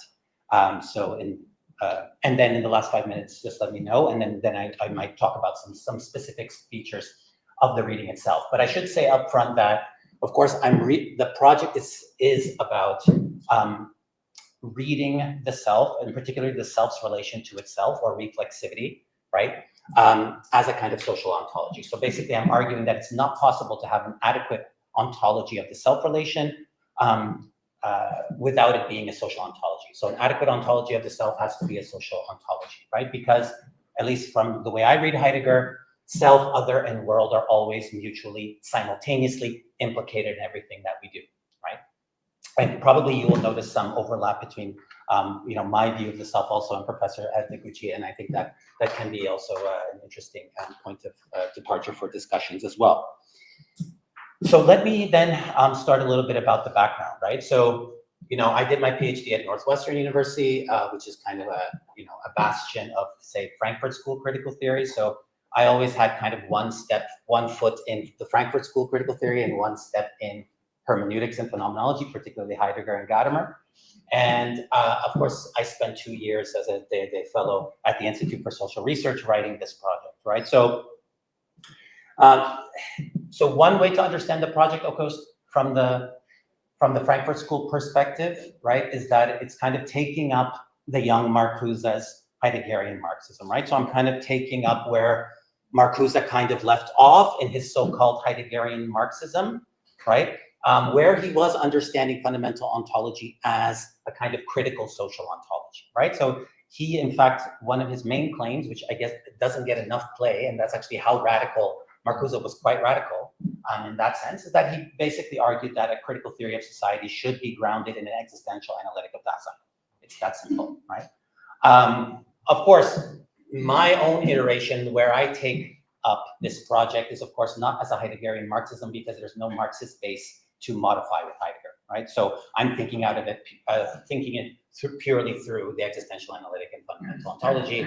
Of course, Marxist social ontology has a potential role to play, but at a different level of analysis, right? It's not at the level of what Heidegger calls fundamental ontology or ursprüngliche Ethik, or what we call fundamental ethics, right? But it would be more at the level of regional ontology, right? Or what Heidegger calls meta-ontology, right? So those are compatible, but not the same, right? And so I'm not doing a kind of Heideggerian Marxism the way Marcuse was, right? So that's one important aside. But starting with the Frankfurt School side of things, there was, of course, an important problem that motivated the project as a whole, namely the way Heidegger was being read in the Frankfurt School, right? And to put it bluntly, basically, the reading of Heidegger hasn't really changed in the Frankfurt School since the 70s, 80s, pretty much, right? It's been kind of in this ossified, kind of stale echo chamber now for the last almost 40 years, right? It's completely out of touch, not only with current scholarship on Heidegger, not only Western scholarship, but more importantly, and I'll get to that, non-Western scholarship, right?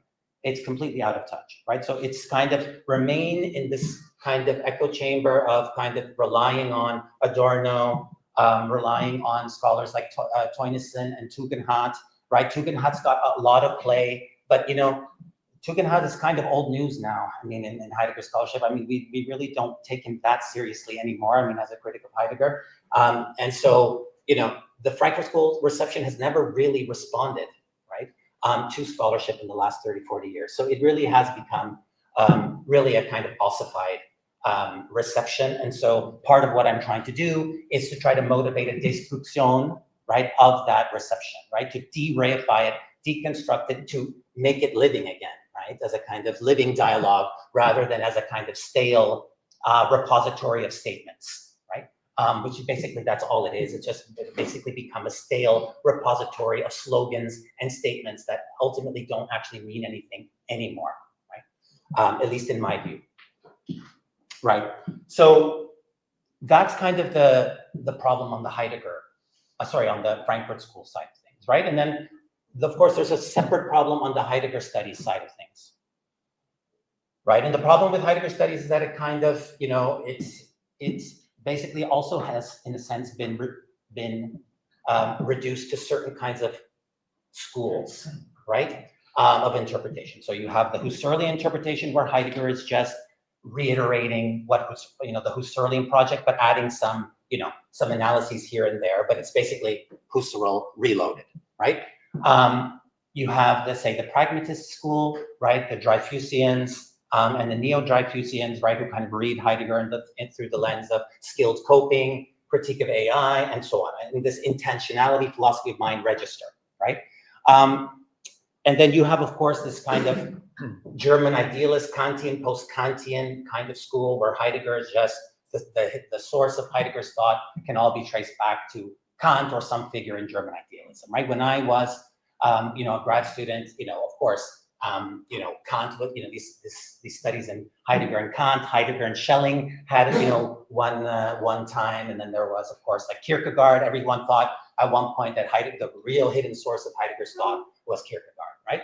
But, all of these moves are kind of metaphysical gestures, right? To try to trace back Heidegger to one privileged source of intelligibility in the history of philosophy. And this is kind of really antithetical to the way Heidegger reads text and the way Heidegger did philosophy. And I just think it's just a non-starter as a kind of, fruitful way of approaching Heidegger, right? And so the issue here is not that these kinds of schools and readings don't yield important insights, they do, right? But none of them really get at in what I take to be the emancipatory potential of Heidegger's thought, right? So if you want to get at the emancipatory potential of Heidegger's thought, you're going to have to think outside of these predetermined schools, right? You're going to have to get outside of the Frankfurt School reading, but you're also going to have to break out of these kinds of the way in which Heidegger has been pigeonholed within Heidegger studies, right? Whether it's the Husserlian camp, the post-Kantian camp, the pragmatist camp, or the existentialist camp is another, right?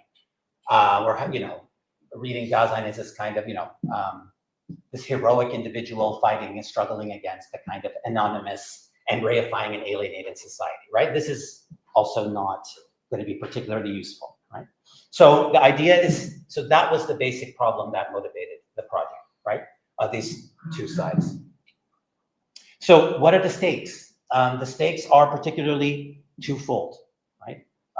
One is that if you continue to read Heidegger in this way, right, you do not have access to all sorts of emancipatory debates that are happening outside of philosophy that are heavily influenced by Heidegger, right? I'll just give several examples, right? That whether philosophy of education and critical pedagogy, science and technology studies, right? Environmental studies. These are media and culture studies, right? These are all studies in which Heideggerians are making very important contributions and from a critical emancipatory register, right?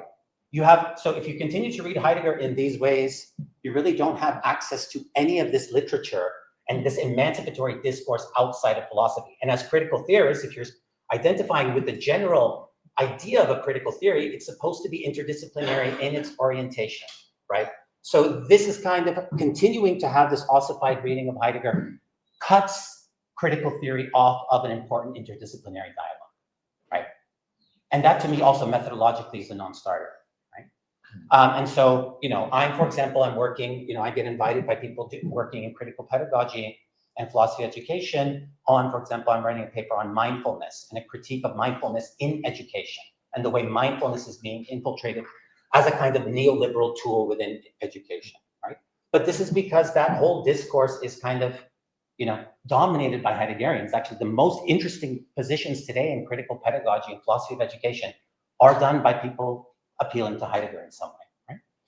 So that's just to give an example. The second part of the stakes is, of course, global, intercultural. If you kind of remain within the kind of ossified echo chambers of Heidegger studies in the Frankfurt School reading, you also have no access to the way in which Heidegger is read outside of the West.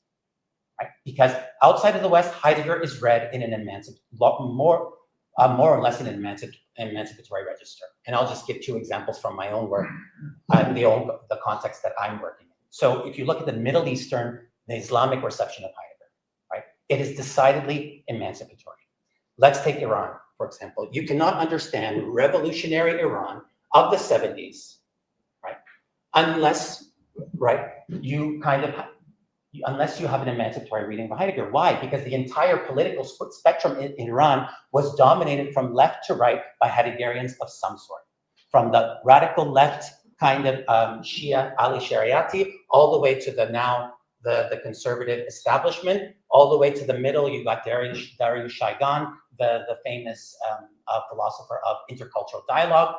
All of these, the whole spectrum was dominated by Heideggerians of some sort. Right? So you don't really have access to what other people were doing with Heidegger outside of the West, right? And they were dealing with Heidegger in an emancipatory way. They were using him, right, to also, among other things, right, to criticize Eurocentrism, to criticize colonialism, right, Western chauvinism, and so on. right? So Heidegger actually, interestingly, is the emancipatory source in the Middle East, for example. It's not the Frankfurt School, I'm sorry to say, right? It's not, right? In fact, they're almost symptomatic of the problem that they're trying to combat with Heidegger, right? So that's just one context. Of course, if you look at, for example, if you look at the Turkish reception in the 60s and the 70s, the first reception of Heidegger in Turkey was by sociologists, right? Not philosophers. So they were already reading Heidegger as a kind of critical social ontology, a critique of capitalist modernity, right? And this was at least 10 years before Michel Teunissen wrote and published his famous book on the other, right? The study on the social ontology, Buber, Sartre, Husserl, and Heidegger, right? This very famous book on social ontology that also was very influential in Frankfurt School circles, right? So the Turkish reception was about at least a decade, earlier in terms of thinking about Heidegger social ontology and critically, importantly, right? As a critique of capitalist modernity, right? Not in a kind of conservative vein, right? So, and then of course, we can talk about the East Asian reception of Heidegger, right? Which of course is a very socially inflected reading of Heidegger and also a very ethically inflected reading of Heidegger, right? You can also look at Latin American. The Latin American reception is decidedly emancipatory, right? So as long as you continue, and this is kind of also what I've been arguing a lot in critical theory circles, right? Look, critical theory really doesn't have any access to this kind of non-Western discourses as long as it continues to remain in this kind of ossified echo chamber, right? And so they don't really have, there's no way, and so that's, in my view, the only way to de-reify the Heidegger reception is precisely by opening it up to non-Western perspectives, right? I mean, this is one important way of doing it, right? And this is what a kind of emancipatory reading of Heidegger enables us to do, right? It is the precondition for, let's say, an intercultural learning process, right? And so it's ultimately about decentering the Western kind of reading of Heidegger as the authoritative reading of Heidegger, right? Because in my view, it's not, right? Or it shouldn't be conceived that way. Well, how am I doing for time? 5 minutes? Okay, perfect. So, the stakes, like I said, I mean, it takes us beyond philosophy and it takes us beyond the West, right? And this is important. So it requires us to move towards a more globalization of Heidegger studies, right? To put it short. So I'll just focus on a couple of aspects of the view. Right? Okay, just to close. So I mentioned at the beginning that, of course, that I'm arguing that the self-relation can only be understood as a social ontology, right?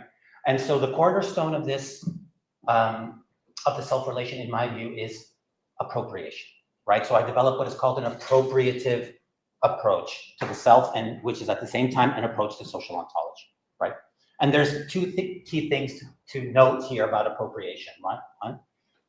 First, of course, it is a making proper, right? Or so it has some relation to propriety or to appropriateness, right? And therefore, it is a kind of, it has a relation to normativity, right? And of course, in the traditional critiques of Heidegger, the idea is that, oh, well, for Heidegger, the self-relation is not normative at all. It's just this kind of empty decisionism, right? And irrationalism, and that's completely not the case, at least when you conceptualize it in terms of appropriation, right? The second aspect of appropriation that's important for our purposes is, of course, that appropriation is always appropriation of, right? So it's always appropriation of something beyond the subject out there, right? So this means that the self is not an autonomous source of meaning, of normativity, and so on, right? And this is kind of background as a critique of Korsgaard and kind of Kantian, right? Understandings of the self-relation as a constitutive relation, right? The appropriative self-relation is not that kind of relation, right?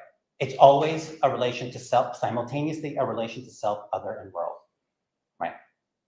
It's also not this idea of kind of Rahel Yegi has in Alienation of like having oneself at one's command, right? There's nothing to have at one's command here, right?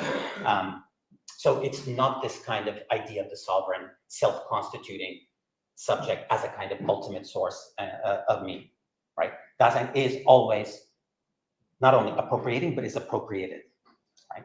By the social order, in this case, das Man, and by others, right? So that we appropriate, but we're also appropriated. So that's important. Okay, finally, this is important. I think I'll end it with this. I have 2 minutes. Yeah. So one of course, the big objections to Heidegger's thought has been a kind of, we might call it intersubjective and an ethical deficit, right? They both kind of go together hand in hand, right? Insofar as there's a lack of intersubjectivity, there's a kind of lack of an ethical relation to others, right? So in my view, what I argue, right, is that part of the reason why there is this criticism is because critics tend to have a very narrow understanding of the second person and of the dialogical. They reduce them to face-to-face interactions. But for Heidegger, our entire relation to self, other, and world, to being as a whole, is second personal, right? It's a relation of an addressor and addressee, right? So Dasein is addressed by itself, by others, and by the world, right? So if we say, okay, is Dasein an I, a we? For me, it's a thou, it's a you. Dasein is always already addressed by itself, by others, and by the world. So the reason why the critics miss the second person is because they unduly restrict it only to face-to-face. But for Heidegger, the second person doesn't just happen at the face-to-face. We are always, right, in that kind of second person dialogical relationship with others, with ourselves, right, and with the world, right? And so the ethical doesn't begin with the encounter with the other. The ethical begins actually at the level of man, at the level of we, right? At the level of the social, right? Which in turn means that we have to rethink authenticity for Heidegger in social terms, right? And so I'm kind of the first to talk about an authenticity enabling or disenabling man, for example, right? We have to think about how our social environment enables or disables authentic relations with others, right? So this is a move that enables us to actually think man in a way, right, that is not intrinsically reifying or alienating, right? The way it is often portrayed. So I think on that note, then I will end here. But yeah, I just wanted to end with this issue of the addressee because I think it's crucial. So thank you, everyone.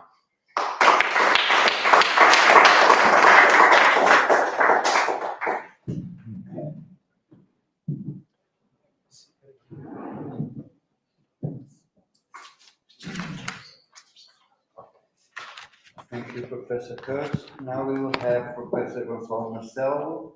He's an invited assistant professor of philosophy at the Faculty of Arts and Humanities of the University of Coimbra, researcher and vice coordinator at the Center for Classical and Humanistic Studies.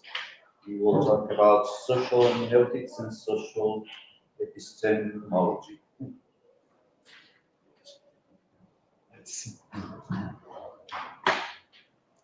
Yes, thank you, João.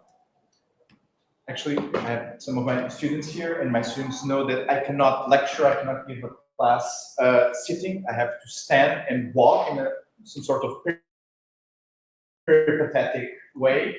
But here, for the purposes of concision, I actually have a small paper, and it's useful for me to stick to the paper in order not to keep us waiting any longer for Marcus' talk, which is whom we all want to hear in a while. And so I am kind of reading. I hope it's not too boring, but I also hope I won't take the entirety of the 20 minutes. And I also have a PowerPoint because yesterday I didn't bring a PowerPoint to Porto, and I think that it usually works better if I have at least some bullet points in there. Okay, so again, thank you all for accepting this invitation. It's a great pleasure to have you here at our school. So my presentation here today starts from the perception of an apparent conundrum. Ever since Richard Rorty's philosophy in the mirror of nature, hermeneutics and epistemology have tended to be seen more or less as fundamentally opposed. In framing hermeneutics as a post-foundational project aiming at edification and conversation rather than truth and knowledge claims, Rorty more or less paved the way to the sidelining of hermeneutics as a merely relativistic project, usually categorized under the heading of postmodern thought alongside post-structuralism. Now, as Michel Meyer, who was also here with us last year in the conference on the future of the humanities, recently summed up in updating the interpretive turn, here I'm citing Meyer, interpretive philosophy seems to be under increasing pressure. However, such opposition might not be as stark as it appears at first glance. The conundrum can be attested by the fact that the field of epistemology itself has radically changed in these last few decades, and notably with the fast development of fields like social epistemology, sometimes also variously called group epistemology or collective epistemology, as well as with several connected fields such as political epistemology or epistemic injustice. To put it very simply then, we could say that traditional epistemology, usually taken to be concerned with knowledge formation in individuals, has finally caught up with a claim that had been assumed for quite some time in the provinces of what I like to call social hermeneutics and critical theory alike, namely the very basic intuition according to which, to a great extent, epistemic practices are also social practices. Now, it can be argued that this development has been largely due to the need to account for actually existing epistemic problems whose origin is, without a doubt, of social nature.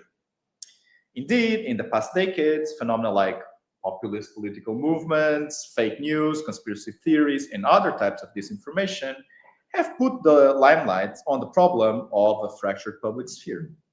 These problems, in turn, generated an extraordinary amount of research concerning their political, social, and psychological aspects, and we can certainly place the aforementioned development of social epistemology within that context.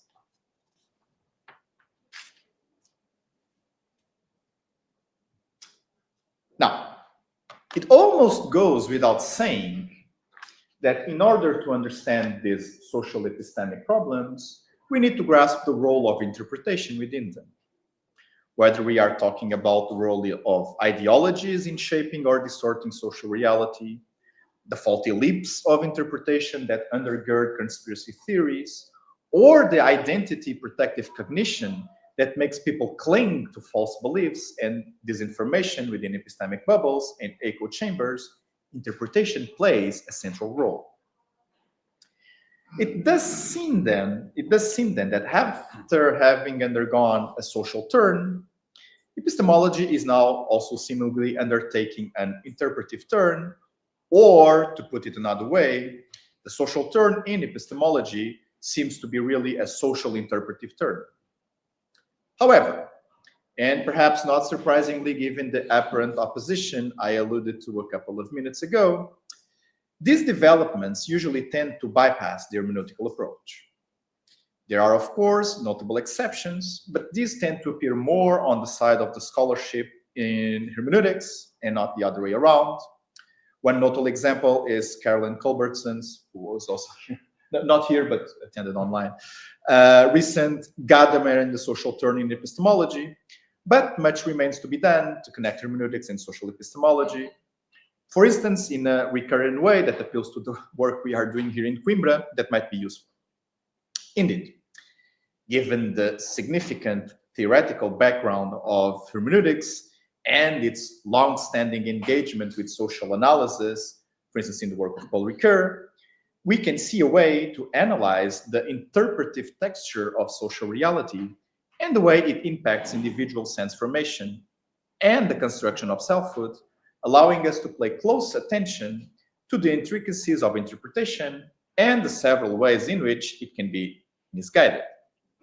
And this because hermeneutics can be rule-based and set criteria distinguishing between better and worse interpretations according to a logic of plausibility. So if I am allowed to make just one main claim in this very short presentation, it should thus be the following. Solving social epistemic problems entails, one way or another, a theory of interpretation. As such, and even without explicitly assuming so, social epistemology needs social hermeneutics if it wants to appropriately tackle the old problems of meaning-making, deception, including propaganda, and collective belief that resurface in new forms today, due not only to social networking, but also to the inevitable presence of artificial intelligence, which we are also discussing here today, and we also already discussed yesterday in Porto for those who were in the Porto workshop. So allow me then, and here I apologize to those who were in Porto because there's a small overlap in these twin presentations, as Mattia also mentioned. And also sorry to those who weren't in Porto because I'm kind of summing up the argument just in a way as to make it intelligible more or less to everyone.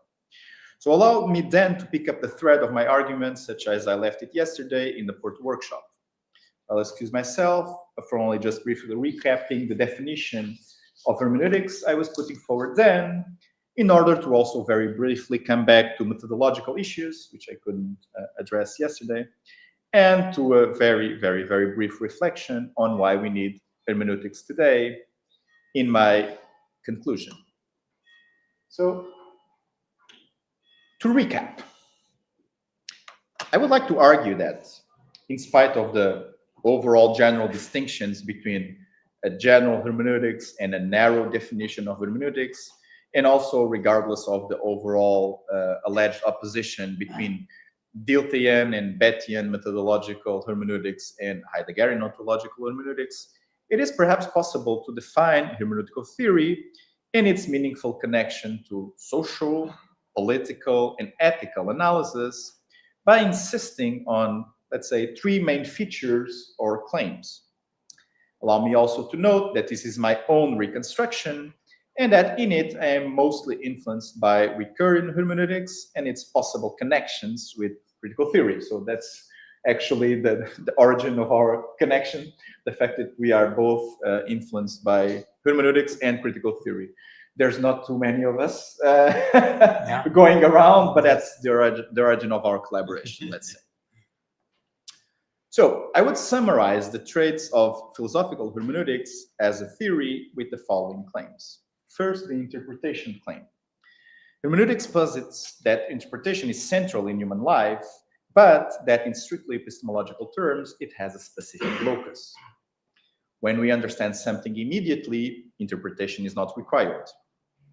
Furthermore, we usually only interpret in context of obscurity and uncertainty, like those of social lives.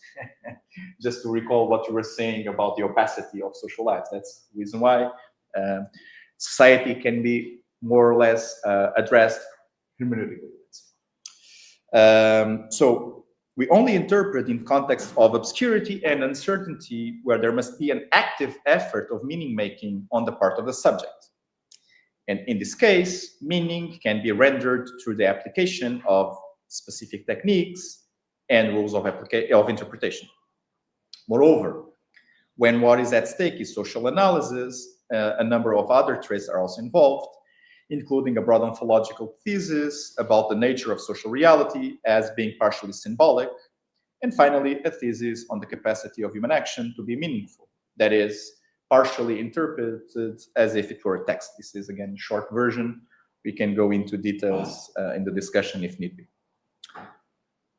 Second, another important feature of hermeneutics, and namely of phenomenological hermeneutics, is the first-person claim. And by this I mean, in its simplest form, the importance of the first-person perspective on lived experience and the meaning attributed to it.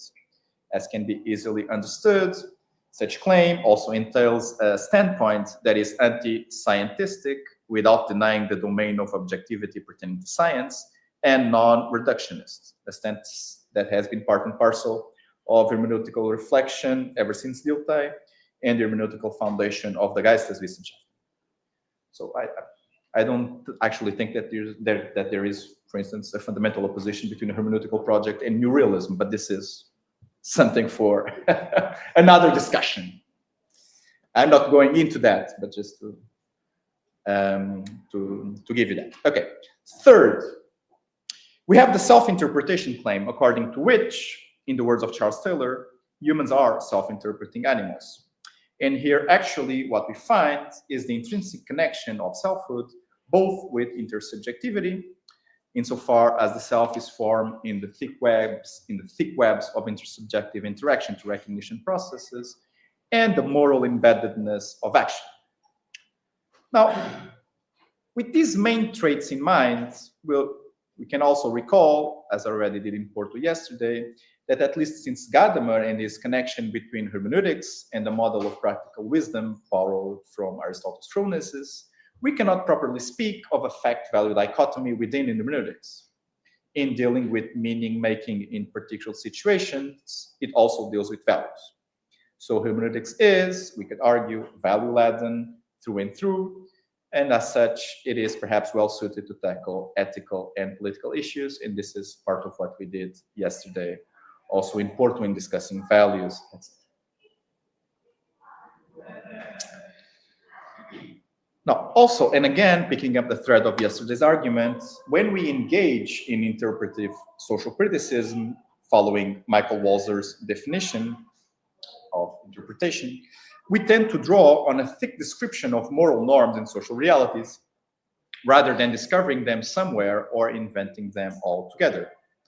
But such thick description and contextual reconstruction of guiding norms and values that have to be grasped in a contextual way can actually be combined with the normative assessment of existing reality and also the thread of yesterday's argument, and inbuilt normative demands for social change in what many authors, including Axel Honneth, from whom I draw some of the inspiration for this argument, that's another connection between us, calls moral progress. Again, a topic that has been reworked in the Frankfurt School by Rael Yegi, also by Marcus Gabriel in a different direction with his new realist approach. But this is, again, something I'm not going to discuss here, even though we can do it later. So now to come to the end of my argument, I would just like to draw our attention to the fact that such hermeneutical social criticism, the fact that we can use hermeneutics to basically assess societies and their values and existing states of affairs in let's say, in an emancipatory way, if we want to. So in light of desire or need for social change, I would like to argue that this cannot be done monologically. Rather, it has to start from a hermeneutical assessment from the standpoint of social agents themselves. And here, actually, I'm sitting next to the critical theorist. Critical theory can be useful. So, a couple of examples. Hartmut Rosa, for instance, was also in Porto last year, right? Yeah. Hartmut Rosa, for instance, argues that critical social theory needs, he actually talks about three tasks. I'm just mentioning two of them, the first two. He says that critical social theory, or if we want for our purposes, critical social hermeneutics, needs to use every possible source to give an account of society, such as politics, culture, and so forth, and to do it dialogically, because no single individual has a definitive account of this. And second, that it needs to put forward these accounts from two complementary perspectives. That is, that the structural account of society, as described in the third person, needs to be complemented by understanding cultural first-person perspectives. Second example of a critical theorist more or less arguing the same thing, just a very quick quote, very small quote. Nancy Fraser on the conversation on capitalism with Rael Yegi. Nancy Fraser, who I learned is now no longer at the new school and is in Kyoto. So this not forever, but there's probably at least one possible world in which she remains in Kyoto forever, but I won't go into that discussion. Yeah. So Nancy Fraser states more or less the same thing. I was here arguing with Hartmut Rosa when she argues that critical theory doesn't give participants in social struggles the last word, but it does give them the first word. And so if we want to reconstruct meaningful values, possible directions for emancipation, a general march towards moral progress or higher degrees of rationalization, overcoming social pathologies in the vocabulary of the critical school. If we don't want to do this monologically, we start from an analysis of society that is basically hermeneutic. So this calls for, going into interdisciplinarity, etc., for a deep collaboration between hermeneutics and the social sciences, let's say. So for the social sciences that actually do empirical work in society, but it doesn't give them the last word because claims from social agents have to be normatively assessed. And an example might be what Mattia was arguing about, the politics of resentment and incels, etc. I mean, the fact that we feel some sort of misrecognition or resentment or moral outrage doesn't necessarily mean that the claim is real. And so the second step of normative assessment is also, of course, needed. So what this basically means is that after the values and norms guiding society are hermeneutically reconstructed, we have the task of normatively assessing them. And this is also inbuilt in the methodology I am proposing here. And so just to come to my final notes, because I'm also coming to the end of my time, I'm just basically asking, why do we need hermeneutics after all? And why would we need such social hermeneutics in the sense I am arguing here? First, because we obviously need a yardstick to evaluate interpretations, including social interpretations. And so, want it or not, we need an interpretation theory. And this is, of course, hermeneutics. Second, and I didn't really have the time to delve into this, but actually hermeneutics provides us a model of dialogue towards mutual understanding. And basically, this is also something we need in order to tackle social problems, such as, for instance, political polarization. So if we need a yardstick to understand social interpretations, including delusions, for instance, conspiracy theories, for that reason, we precisely need the theory of interpretation and the yardstick to assess interpretations. But if we want to, somehow break up the epistemic part from the understanding of the motivations of social agents in the first person, we have to understand the reasons behind their beliefs, even if their beliefs are misguided. And so, actually, for instance, if we go to Gadamer, we find a model of understanding that is like, hear first, argue later.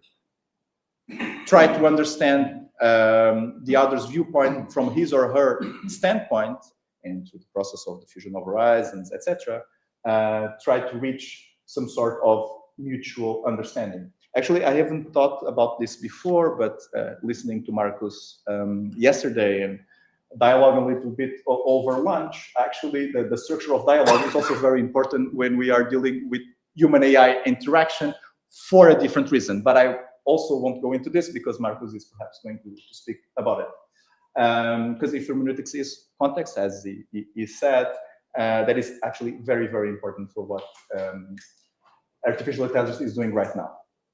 Finally, what's the role of academic institutions and the role of the humanities amid all of this, and why does it beg for hermeneutics? Because basically, one of the things we seldom speak about is how do we teach to properly interpret? We speak about critical thinking and so on and so forth, but basically when you talk about fake news, disinformation, identity protective cognition, and so on and so forth, what is at stake is the specific capacity for interpretation, and this is needed not only in terms of human interpretation, but again, in terms of human-AI interaction. And yes, the final question is, what is left for human interpretation in the age of the AI? If the humanities, I mean, what some authors call the human humanities, if we define the humanities as the study of everything which is human. I mean, what is left for human interpretation precisely when we have to interact with non-human intelligence is also a question that I believe begs for hermeneutics and for social hermeneutics in this context. And so, yeah, I surpassed 1 minute, and so I'll leave it at that. Thank you.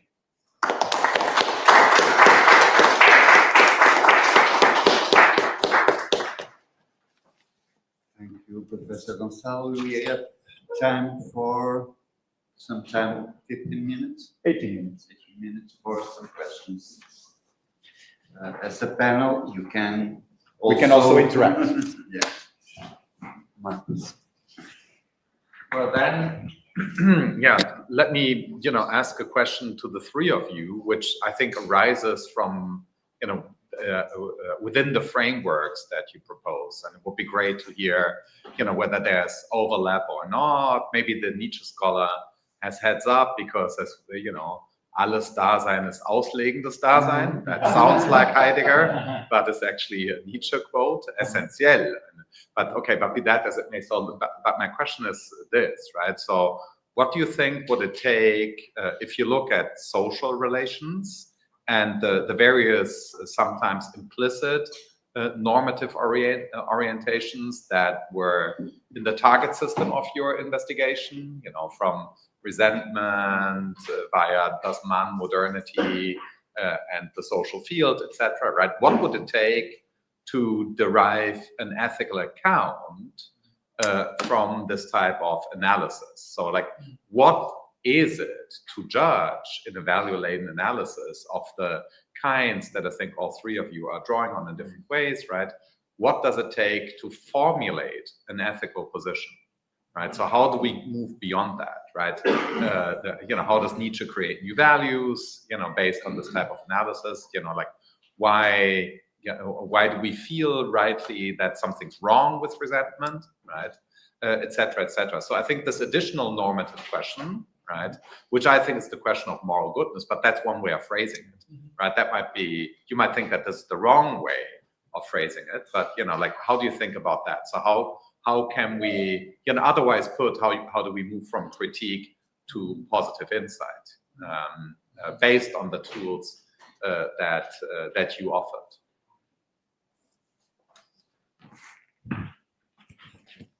Yeah. Okay.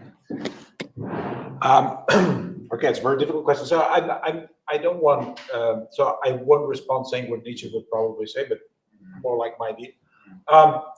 So I think it's. So let me put it this way. I think that the normative assessment is very difficult. I have two ideas there. The first one is that I think there is really it usually has to be a contextual thing. So I think we can reflect and find certain kind of assessment dimensions for different phenomena that guide our normative assessment of certain phenomena. But I don't think there is some kind of a general recipe, even when we focus on a very specific example like resentment. So I think there is no general way to see, to derive that resentment is good or bad. So I think the best we can do is just work out certain kind of a general assessment dimensions. So one is, for instance, diachronical. And so the idea would be in that specific case, how long resentment holds, makes it more or less warranted and valuable. And that just is one dimension. And I think you can work out more such dimensions that you can use to, make sense of the value of that specific phenomenon. But I think there's no general order. It's a contextual analysis. And second, I think that this kind of a normative assessment is not separated from a more kind of epistemic. So I think there are certain facts that we can discover. There are certain, and I think we need, maybe there is where I may disagree with Gonçalo or just have a different take. So I think that it's important to have an epistemic dimension, just through the interpretation, get a strategy to see, which interpretation gets, the facts more or less straight, Sure. And so, but Sure. I agree. Okay. And so that, there is this kind of epistemic dimension, I think is very important also for the norm. So I don't think that the normative is free-floating and completely separated from, this kind of way of appreciating, what the facts are. Even in the moral domain, I don't think I'm a moral realist, but I think there are certain facts, even non-moral, that are relevant to this kind of evaluative discussion. So that's what I would say in response to your quite difficult question. So, or do you want to take, since you want to jump off that? And then I'll... But I can if you want. Yeah. So just very quickly, obviously, both an important and a difficult question, but I think my answer is resorting to Charles Taylor. In this specific sense, and we discussed him yesterday too. So according to Charles Taylor, of course, we are self-interpreting animals, but we are not only self-interpretive animals, we are also, let's say, evaluative animals. So I'm giving a descriptive answer, I hope not to an essentialistic one. But so basically, so if we go back to sources of the self and to Taylor's notion of hypergoods and moral orientation, I think he convincingly demonstrates that the way we go about in the world is evaluative. So it puts forward values, and it puts forward evaluations of what we consider to be not only good or bad, but that particular thing that comes to define meaning for us. Okay? And so, yeah, there's a connection between identity and moral orientation. Yes, normativity is not free-floating, but we come to define ourselves and how we think of ourselves and the life that we want to ourselves by basically going one step further than just, living our lives and distinguishing between the type of good life that we want to live. So that is intrinsically connected to values. There might be, I'm reminded of Honneth, sorry, I was very influenced by Honneth in my youth. I'm reminded of what he intends to do in reification, in a new look at an old idea, where he basically is drawing from Dewey, is drawing from Heidegger, to argue that actually if we go beneath the subject-object distinction, I mean, whether or not that is possible, that is another thing. Our primary relation to the world is not only intersubjective, so it's not only the relations with significant others and so on and so forth. It is, I don't know if I can say this in English, like morally colored. It is value-laden. We have substantive relations of approval or rejection with the world even before we are able to form a cognitive relation, let's say, to objects. And so this is also value in a way.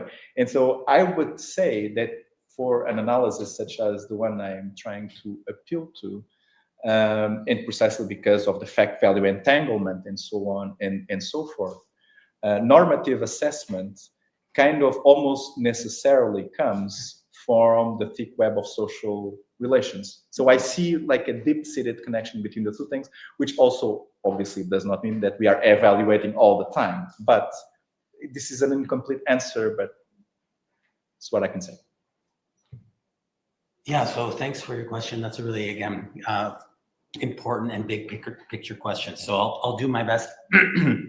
Probably the answer that I give won't be satisfactory, but nevertheless. So I understand what I'm doing in my work with Heidegger is kind of preparatory in the sense that it's kind of laying the ground or clearing the ground for like thinking about ethics at the first order normative level, right?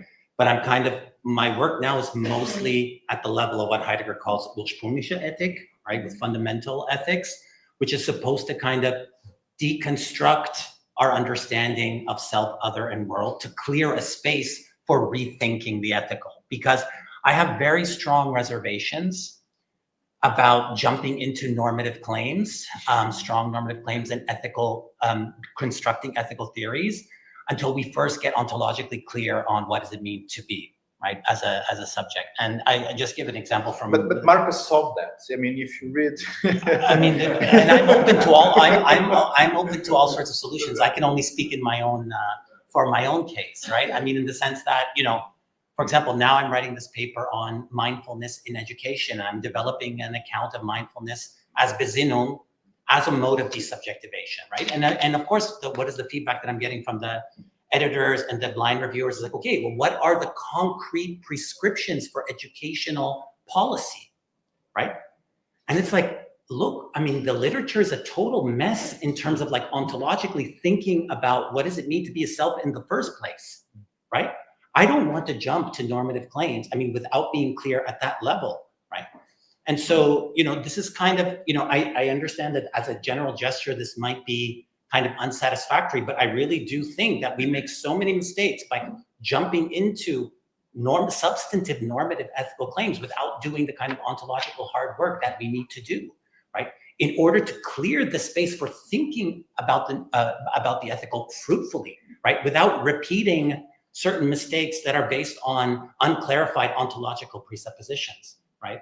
So this is where, you know, I kind of see what I'm doing and kind of also in line with Foucault, who I read as a kind of applied Heideggerian, right? I really do think that he's really doing applied hermeneutical ontology, right? And so I see that, you know, the need for desubjectivation, right? For opening the space for rethinking the ethical, because I can't really get on board right now with the options that are out there, right? Because I don't see that work being done. And I don't want to prejudice things in advance without having done that kind of work. So that's kind of where I stand on that. But I will just give one example where I think actually thinking at the level of fundamental ontology does give us quite substantive normative commitments. So for example, you know, in Division 1 of Being in Time, right, we have this account of the sociality of Dasein as Dasein deferring, right, its authority to man, right? It allows man to speak for it, right? And in Division 2, authenticity requires what? That we speak as ourselves, right? So they're speaking for in Division 1, and then they're speaking as, right? And only Dasein, only we as individuals can speak as ourselves, right? And this distinction rules out any kind of authoritarian, for example, project. Too cool, right? And this is, I think, quite substantive that you get from something quite formal, right? So I'll just give one example where I think also thinking ontologically also gets us to actually rather strong claims, and it rules out quite a bit at the ethico-political level. More questions?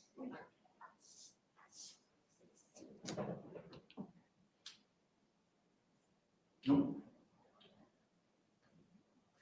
Actually, I have a comment, Gonçalo. Can I Go just ahead, comment? Kurt. Just like on the Nancy Fraser quote, because I'm a little bit even surprised that she said that. Although I'm surprised, but not surprised, right? Because you've met her, that's what you mean? No, in the sense that, I don't know. I mean, as a hermeneut, I don't know if you would agree or disagree, but I read kind of like, I approach hermeneutics even in a more radically symmetrical way, because I think there has to be a move back to the subject after the step that she mentions, okay, right? Because, you know, in the end, what does that do? I mean, if we don't then bring it back to the subject and the subject's own factical self-interpretations, right? If we don't make it accessible, we are kind of reproducing this kind of elitism of the critical theory of this asymmetrical critique, where we need the social critic to discursively redeem, you know, the validity claims of the participants, right? It's like, okay, I mean, fine, we can have that step, but we also need to then bring that step back down to the ontic level, right?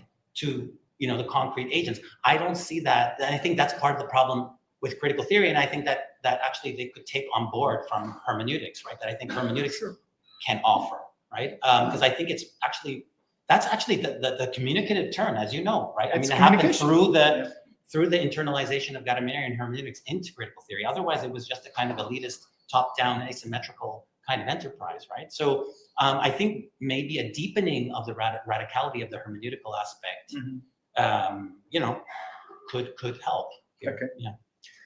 Yeah, just quickly responding to Kurt's comment, which I think, yeah, we do need the third step. I do think that the third step happens organically, let's say. So this comes back to a very old discussion within critical theory and within social theory itself. What's the role of the theorist, of the social theorist? I mean, what are we doing?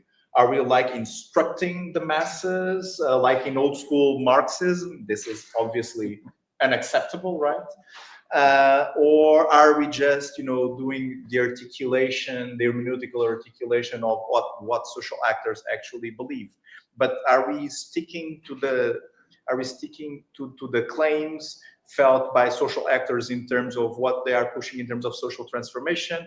Are we not like somehow normatively assessing what they are saying and separating right from wrong in their claims? If we do that, I mean, we can fall prey to whatever is happening in the social world. So if we're going to fascism, okay, so we're going to fascism with them. So that is unacceptable too. So these are the first two steps. I mean, I guess that the third step is just a matter of communication. I mean, the social theorist or the critical theorist or the social philosopher or hermeneutician, insofar as is not ruling, I mean, is not going to, I mean, he can wage in the moral articulation of social claims and it's their normative assessment. He won't necessarily fulfill a role as an active citizen in bringing about that specific social change. And so, yes, we do have to come back to society, but it's actually, I think that just happens because if you put your interpretation out there as a social theorist, then it goes back to, do you think something different should happen? I don't know. I agree that, I mean, there's a certain organic aspect, but I think that there's other things that we can kind of do, right? I mean, let's say to make critical theory or philosophy in general more public. Yeah, that's right? Public, the public humanities or yeah. Whatever. That's our role in the public. I write for newspapers and stuff like that. So I mean, there you go. Well, yeah. Thank you. Okay, thank you, Professor Mattia, Professor Curtin, Professor Gonçalo, and we will be back with. We'll jump right into to Marcos, I think.